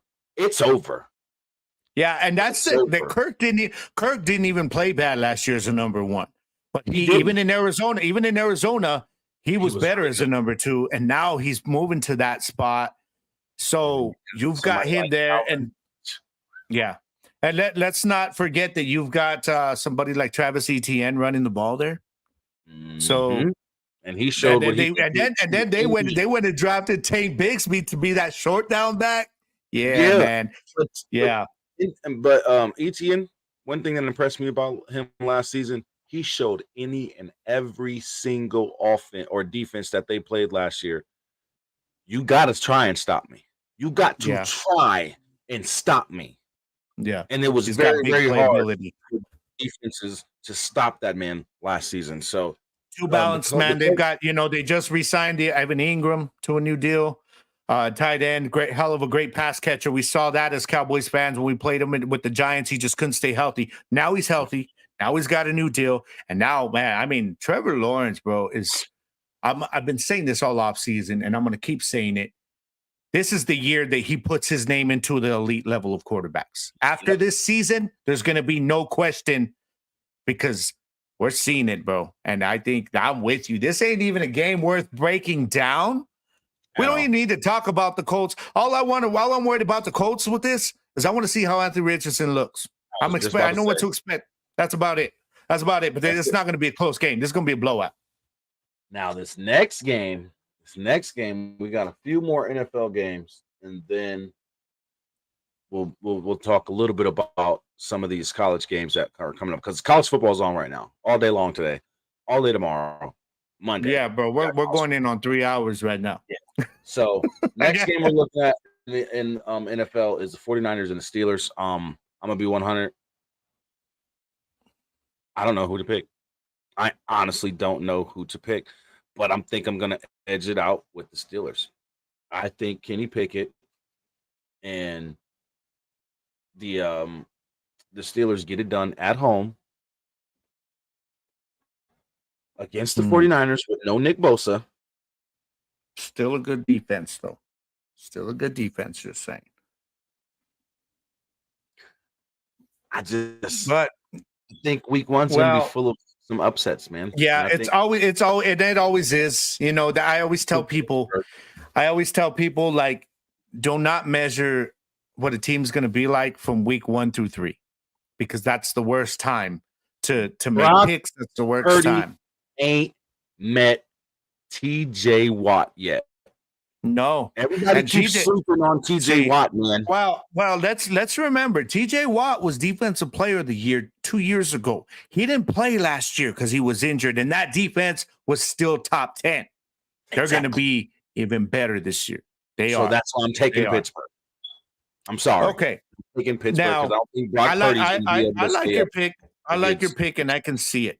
I can see that happening. It wouldn't surprise me. But I'm going to take the Niners. I think this is going to be a very close game. I think it's going to be a close game, and I think it's going to be a low-scoring game.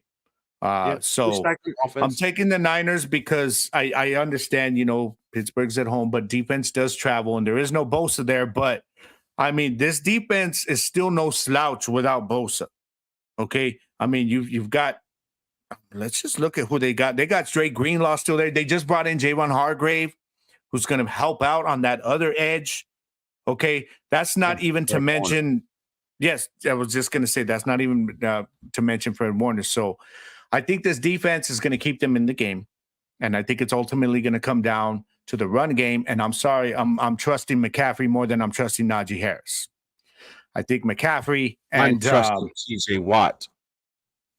Oh, you can go ahead, but TJ Watt is a pass rusher. He's a pass run stopper. But he's a run stopper as well. But he's not as elite as a run stopper. How many tackles for loss has TJ Watt had against running backs in his last 4 seasons? Not counting last season because he was injured. But we'll just say the last 4 seasons because you got to talk about last season or whatever. But come on now.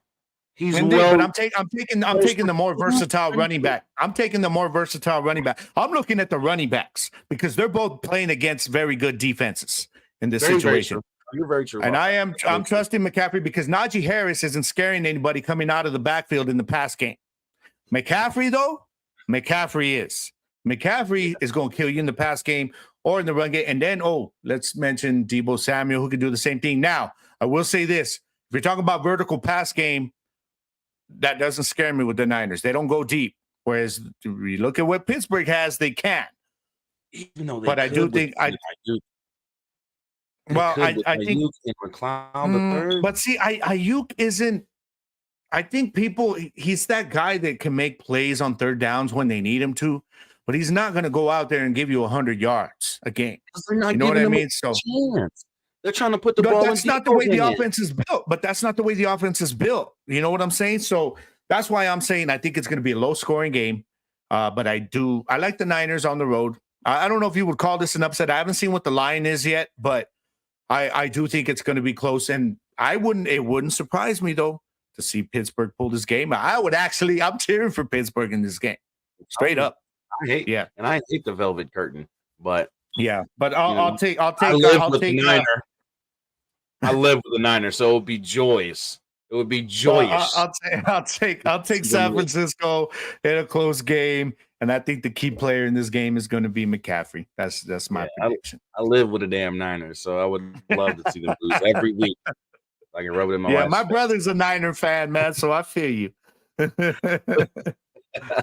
Yes, my wife is a Niner. No, but hey, I got you, girl. I got you Niners winning this week. All right, so next week. Pittsburgh gonna upset y'all. Just saying, TJ Watt. But you know what? That's gonna be a hell of a game. And if you like run game and defense like I do, you're gonna love this game. Yeah. Then you got another blowout waiting to happen, and you got the Washington Commanders starting off the season at home against the team that we know is tanking the 2023 season, the Arizona Cardinals. Oh, good God.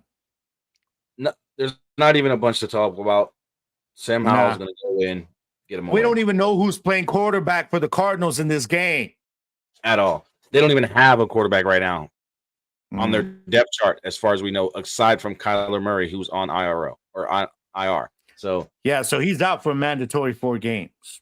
I'm looking at their depth chart right now, bro. They just brought in Joshua Dobbs. This game, you know what this offense, this offense is going to feature in this game? It don't matter if they're getting blown out. It's going to be James Conner because that's all they have. That's all they have. On defense, Buda Baker. Yeah, and he wants out, so he's not happy. Yep. He's like watching everybody else get traded away in the fire sale. And he's like, damn it, I demanded a trade months ago from you guys. Why And the he still hell am I calls them still the here? Redskins. Right? Yes, so do I. They are the Redskins. They are the Redskins. There's something. Yeah, I wonder man. what But Magic yeah, I'm Johnson's with you. gonna I'm with change you, the name though. to. I wonder what Magic Johnson's going to change the name to. Yeah. I'm actually intrigued about that. Next is the But I am Broncos. with you, man. The Raiders. The Raiders are going into Oh, Denver. now this could be a good one. I mean, you know, regardless of expectations, this is one of those rivalry games that it don't matter. It's going to be a good game. It's going to be a game. I'm not even going to take a bunch of time on this one. I'm going to go with an upset by the Raiders going into Denver and beating up on them Denver Broncos because I think Russ is done. I'm gonna just say it like that. I think Russell Wilson is about done, and he can have a revival season this season, come back, all that. But I think it's a done season for him. I'm not gonna sugarcoat it. I'm going with the Raiders. I'm not ready to bury Russ yet. I think he can still win as a game manager if he has to be, and with the defense that they've got and Javonte Williams running the football, I think that's what this offense is going to go around. That defense is still elite. I mean, you understand. I wouldn't call their defense elite. No. They were middle of the pack last year as far as rankings, but that's because hell, they couldn't get off the damn field because their offense couldn't pick a score on anybody. That's going to change this year. I think that the coaching is everything. Peyton is going to have these guys ready to ball out this year. I think that defense takes another step up. Now, yes, losing Bradley Chubb made a big deal right there, but you've got Randy Gregory coming back, and they're hoping that he can be the pass rusher that they were hoping he would before he got hurt last year. But the matchup I'm really looking forward to, brother, is going to be the one between Pat Surtain II and Devontae Adams. Oh, that's going to be so fun to watch. But you still got Justin Simmons back there, one of the better safeties in the league also. I just don't know if the Raiders have enough, especially because I don't trust Jimmy G to be able to put up a lot of points. I'm going with the Denver Broncos to win this ball game. Let Russ cook. That's right, Isaiah. But now I got the Broncos winning this, but I don't see a blowout or nothing like that, man. It's a rivalry game. It's going to be a hard-fought game, but it should be a good one, though. Dolphins and Chargers. This will be one of my highlighted games, so I'll give you my pick, but I'm not going to break it down too much today. I'll do that tomorrow. Neither.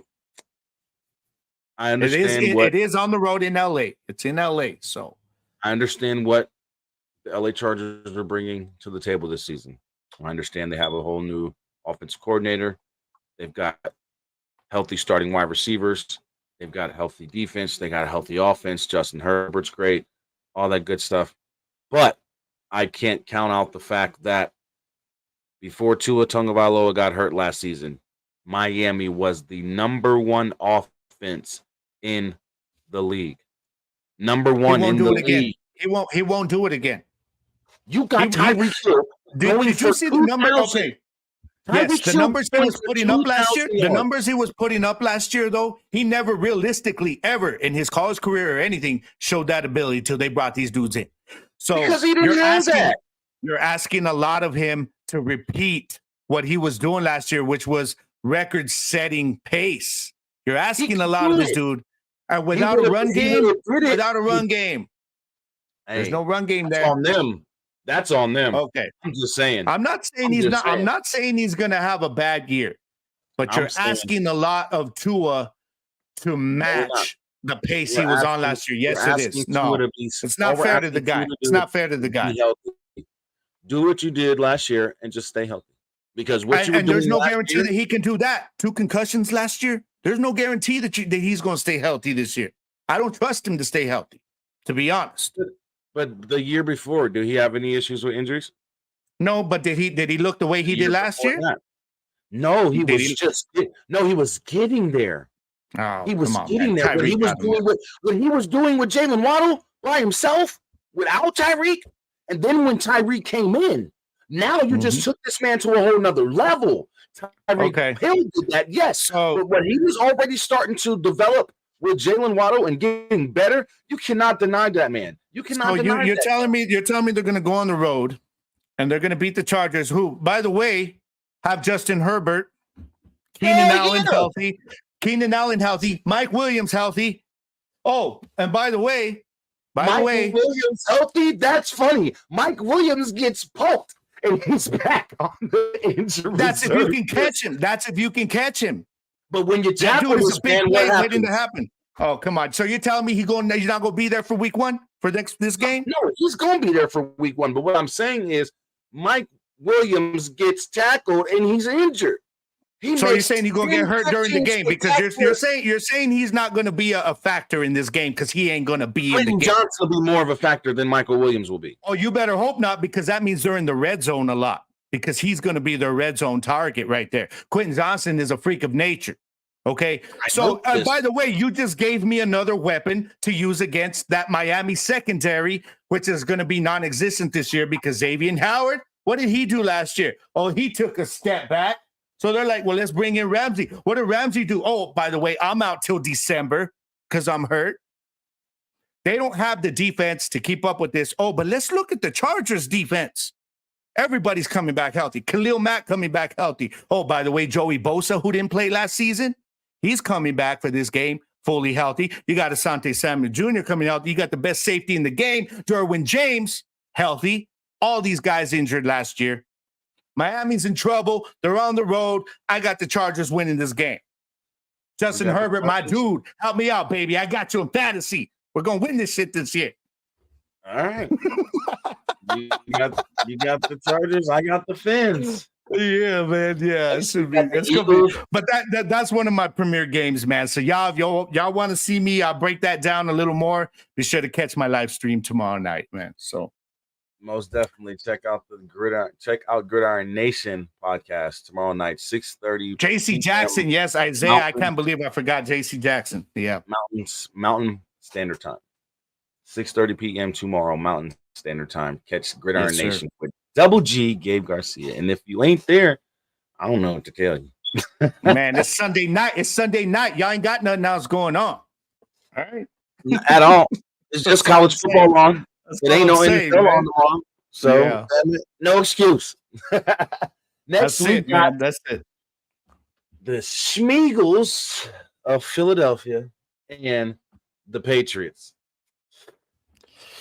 Ooh, now where's this game at? It's in Philly? No, it's in Foxborough. Oh, wow. Okay. Wow. And then Bill Belichick. Damn. See, normally the casual fan would look at this and say, "Oh, Philly's going to win this game easy."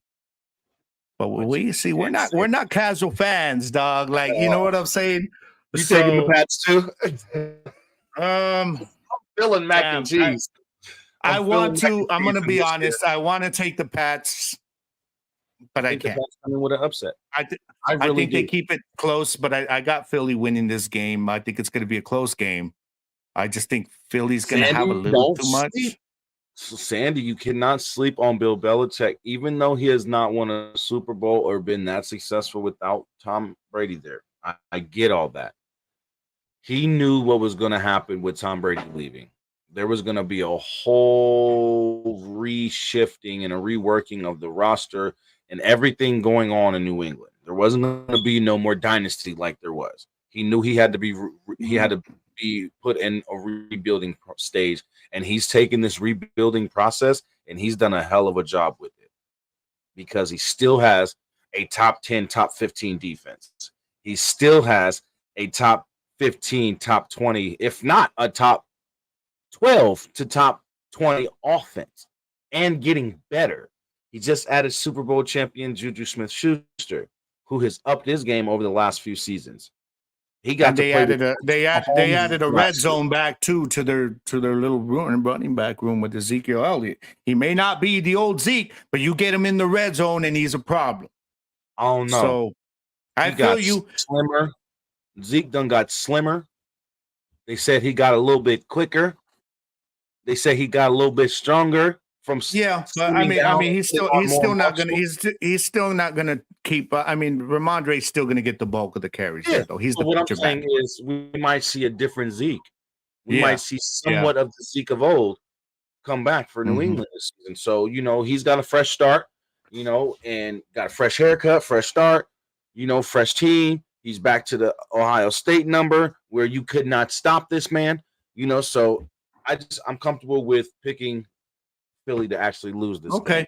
Okay, and Patriots. I can see that, especially it wouldn't surprise me because, like we keep saying, the week one thing, upsets happen all the time in week one because teams haven't hit that mode yet. But I don't know, man. I don't feel comfortable picking against Philly to open the season in this particular game. I do think though it's not going to be easy. Philly struggles against defensive based teams. We've seen that. Other than the Cowboys game last year when they lit up our defense, but that was a whole different thing. But I don't know. I think Jalen Hurts is, of course, we're going to see him run the ball a lot. And I think Belichick is going to have a problem trying to see. There's no more J.C. Jackson there. So you've got A.J. Brown and Devontae Smith to contend with. And then, oh, by the way, a guy named Dallas Goedert. I don't think the run game is going to scare anybody this year. And that's where Belichick really excels on his defenses, is stopping these premier running backs. So that run game defense is going to have to focus on the Jalen Hurts aspect of the run game, which is going to leave A.J. Brown in a lot of one-on-one situations, or Devontae Smith. So I think they're going to exploit that. I do think it's going to be a close game, like I said, but ultimately I got Philly pulling out the win. Okay. You got the Schmeagles. I got the Patriots. As much as I hate picking Philly, man. I hate picking Philly. If I could pick them to go 0-17, I really would, man. But then that would lose all credibility when it comes to talking football, man. So that brings us to a very, very interesting NFC North matchup. And we got the Packers going into Chicago taking on the Bears. And I don't know who to pick. I'm going to keep it so 100 because as confident as everybody is in Jordan Love going into the season, becoming the full-time starter and all that, I get all that. And I think he's going to really do well. But I honestly think DJ Moore is going to be something different now that he's on the Chicago team. What he did in the preseason, Justin Fields threw him the ball behind the line of scrimmage, and this man said, "You know what? Whoop, whoop, whoop, whoop, whoop. I'm out of here. Touchdown." Mm-hmm. And that's what they're going to have to do. He made something out of nothing. But Justin Fields was able to move around a little bit, use his feet, and then, make the play happen and get the ball to DJ Moore. But what I'm saying is this DJ Moore, Justin Fields connection, I think is going to actually be really good for them this season. And I think that's going to be somewhat of a turnaround for the Bears. I think they edge it out. I think they only win by about 3. I think it's going to be a really, really close game. But I think DJ Moore is going to be the reason why the Bears win this week.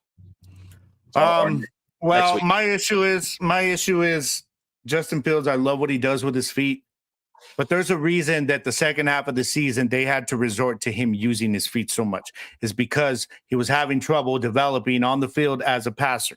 Downfield, his accuracy has issues. Okay, and why do you think they let Allen Robinson go?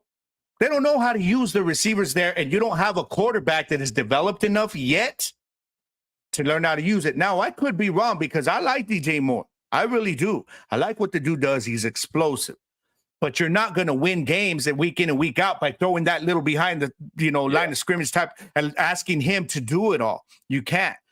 I'm not saying that Justin Fields won't be that guy with the arm. I think he will get better. I just don't see it for week one.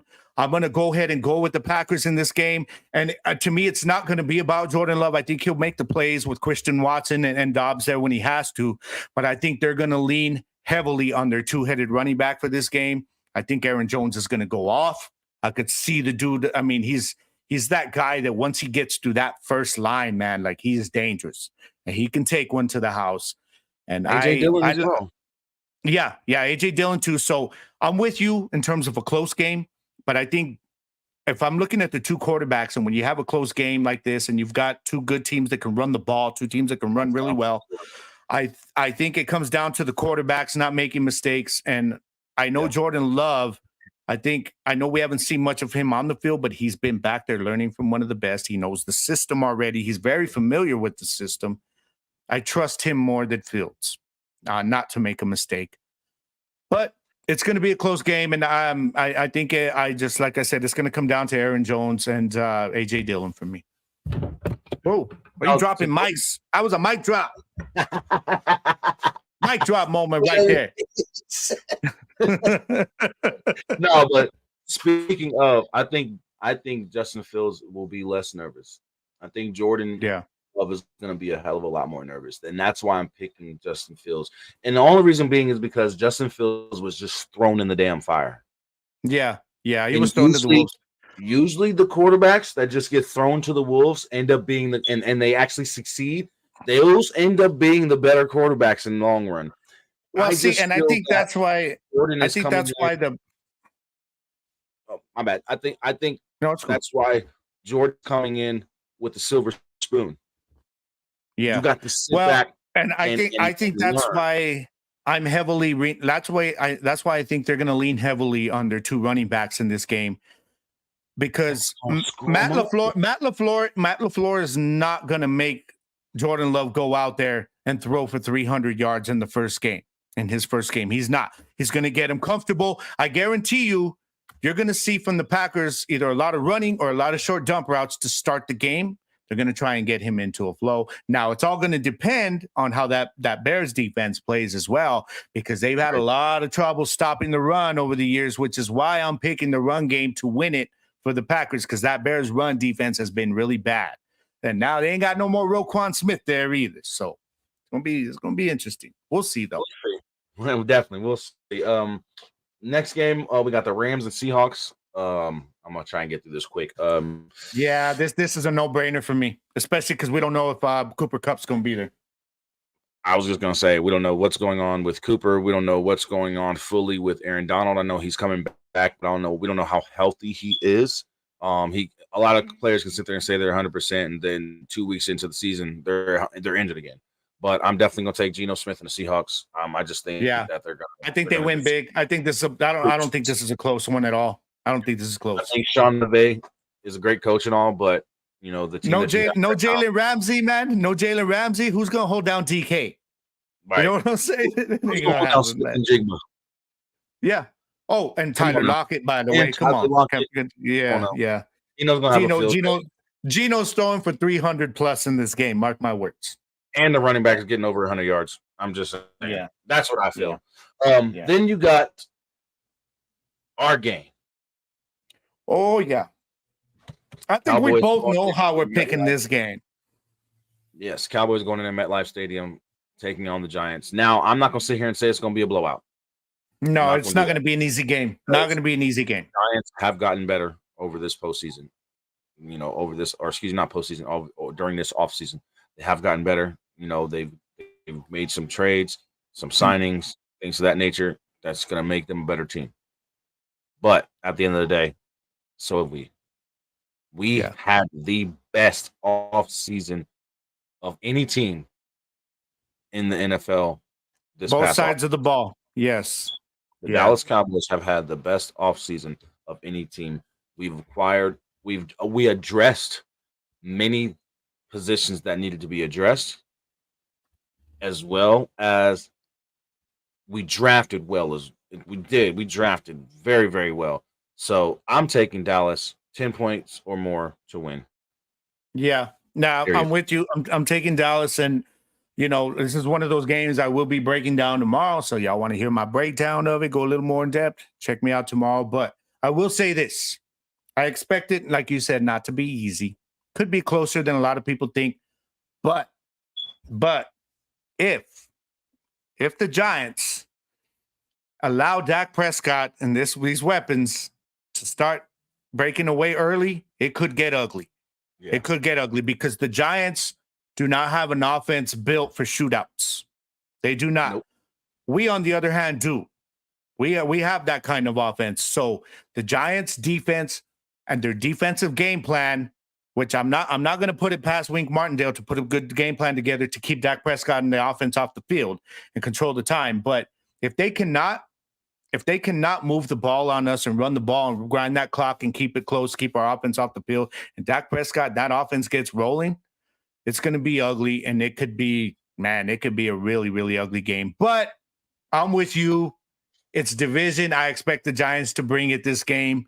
You know, the defense will bring it, and I'm expecting a closer game than people think. But do not be surprised if it gets away from the Giants early. That's all I'm saying. I agree. And lastly, it brings us to one of the biggest games to not be talked about for week 1. And that's the Bills and the Jets. Week 1, Monday Night Football is how we're ending the week. The Bills going into New Jersey, I guess. I don't even know. They ain't even got their own damn field. They share it with the Giants. What the hell? But yeah, going into New Jersey, taking on the Y'all Jets. want to win a damn Super Bowl, you don't even have your own field. What the hell's wrong with y'all? You got Josh Allen and the loaded Buffalo Bills coming in, taking on the New York Jets and Aaron Rodgers and that new look offense and same look defense from last year. I ain't even gonna lie. I'm taking the Bills Mm-hmm. to come into New Jersey and just prove a point to Aaron Rodgers and the Jets that just because y'all have Aaron Rodgers doesn't mean you're going to come up in this division and do anything more than what you were doing the last decade. Just saying. I don't think Aaron Rodgers is going to be that big of a factor for the Jets and them get. I still feel that the Jets aren't even going to make the Super Bowl. And see, on the other hand, I think he will because their issue was quarterback last year. But with that said, talking about this game, it's not going to be where they think it's going to be week 1. This isn't Aaron Rodgers, who's been, you know, like he was with the Packers, who's been there for years, who's been running this offense for years with the same set of players for years. This is not that. This isn't an Aaron Rodgers with the two-headed running back. You have 2 running backs there, but their system isn't set up the way it was in Green Bay. Okay. Exactly. I understand the receivers he's got there, especially, you know, the young guys he got there, but there's still no Devontae Adams there. You know what I mean? Now, he does have support from a good defense. I get that. But what have me and you have been talking about for weeks? That offensive line. Yep. Big question mark. And it's scary how bad the drop-off is when somebody gets hurt from that line. Their depth is bad. It's worse than the Cowboys' offensive line depth. That's how bad it is. So then I look at the other side with Buffalo. You've got a team that's been together for years. Josh Allen has a firm hold of this offense. Stephon Diggs is ready to go off once again. I think Gabriel Davis is due for a bounce back year. Yep. And then they added Damian Harris, which is what they needed in the run game. They had no power back. So you bring Harris in, and if he can stay healthy as the RB2, then you can use James Cook all you want in the pass game. And that's what they're going to do. Now, I understand the defensive side of the ball for the Bills. There's no Von Miller there for week 1. He is on IR. But guess what? What happened last year?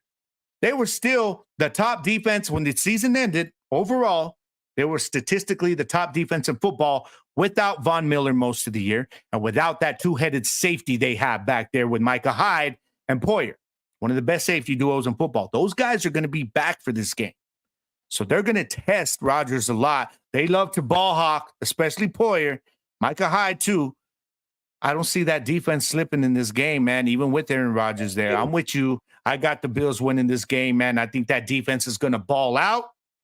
And I expect Josh Allen once again to do his thing, bro. He's going to be running all over the field, making plays. Oh, and Stephon Diggs and Sauce Gardner. That's going to be one to watch right there, man. I'm going to have a lot of fun watching that matchup. But I got the Bills winning this ball. Now, here's something crazy. TCU lost to the Colorado Buffaloes and Coach Prime. Hell of a game. That was Week a hell one. of a game. Yeah, I just watched that here 45-42. during the show. On the road for Colorado, this game was in TCU's home field. It was packed. They had a packed crowd.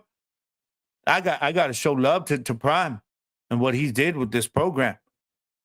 I mean, let's new players, y'all. 87 new players that came in this offseason. And on top of that, so many players left Colorado because he came in and told them a lot of these positions is already filled. He told them all too. He told them all too. If y'all ain't ready to deal with me, get the hell out of here. Bye. Gone. Bye. And 57 players, no, almost 67, sorry, left, went into the portal, or quit. Yeah. Because they didn't like what he was coming in there doing. Well, they won their first game of the season, and they just went on the road. Underdogs. They just went on the road and beat the number 17 ranked team in the nation. A team who, by the way, was in the playoff last year. No. Not just the playoff. The championship. They were in the championship game against Georgia. Yeah. And put up a hell of a fight until the second half. Yeah. And this was, I got to give props to Colorado, man. Hell of a win. Hell of a win. And TCU, this is one that TCU cannot afford to lose off the bat, man. You know, they couldn't, but it happened. Colorado in the rankings already. I agree. Top 25 rankings. And then Colorado is now going to be a team to be looking after this whole entire season, knowing that they're going back to the Big 12 next season. Yeah, this is huge. We're gonna follow this squad, y'all, here on the Gridiron week after week, man, and see how they, you know, either climb or slip. We're gonna see, man. But it's a very intriguing team to follow this season for college football. Probably, other than the Georgia storyline of trying to three-peat, this is the next biggest storyline in college football for me right now. Is the Colorado Buffaloes. It's to see just how big of a difference they can make in 1 year with Coach Prime, man. So digging it. Thank you, Sandy. We greatly appreciate you being here. Thank you. Most definitely. And showing all the love that you showed this week with us. So thank you for being here. You have a wonderful afternoon and enjoy the rest of your Saturday. But we were going to get into our week one picks, but there's too many games. There's actually some teams that played last week that are playing again this week, so they're actually in week two. Now, that's the thing with college. Some college teams start their season early, and they'll play in week one. And then when week one starts for everyone else, they're in week two. USC, Notre Dame, those are two of those teams who are dealing with that. They're actually playing their second game of the season this week. So there's really way too much college football to get into, but some key games that you guys want to pay attention to that have not come on today so far: Penn State, West Virginia, North Carolina versus South Carolina, as well as USC is taking on Nevada. It's not really a big game to be like, oh my gosh, something huge to worry about, but it's a game to look to open your eye on. Sunday, LSU though takes on Florida State. This is a huge SEC game for LSU, as far as being their run for the SEC championship this year, and it's a huge game for Florida State in the ACC because Florida State might be leaving the ACC, but there's so much more going on with the ACC too. There might be Stanford, Cal, and SMU maybe joining the ACC next season. So that's going to leave two teams in the Pac-12, Oregon State and Washington State. So it's crazy, but we're definitely going to get into more of that next week about, what's going on, the recent news that we've heard about Stanford, Cal, and now SMU possibly going to the ACC. We'll get more into that next week. We're going to get into more of the NFL week one. And if we hear any news, since the week 1 is starting this Thursday, if any news for any games next Sunday that's going to affect any of the games, we'll definitely bring that news to you guys. Yeah, and since we are doing the show Saturday, y'all, we'll definitely give you our thoughts on the Thursday night game. Yes. So I don't want to miss that. Y'all don't want to miss that. And also, make sure you're here tomorrow, 6:30 p.m. Mountain Standard Time. You can check out Gridiron Nation with Double G. He has a special show time tomorrow at 6:30 p.m. Mountain Standard Time. So make sure you guys are there.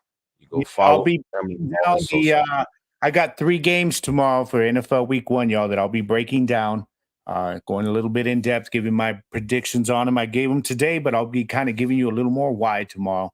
And also, I want to talk a little bit about some of this stuff that's been going on with these Cowboys fans, man, about I'm still hearing a lot of stuff about the Will Greer release and about D. Ware shouldn't have been into the freaking Ring of Honor. I got a bone to pick with you Cowboys fans, my people.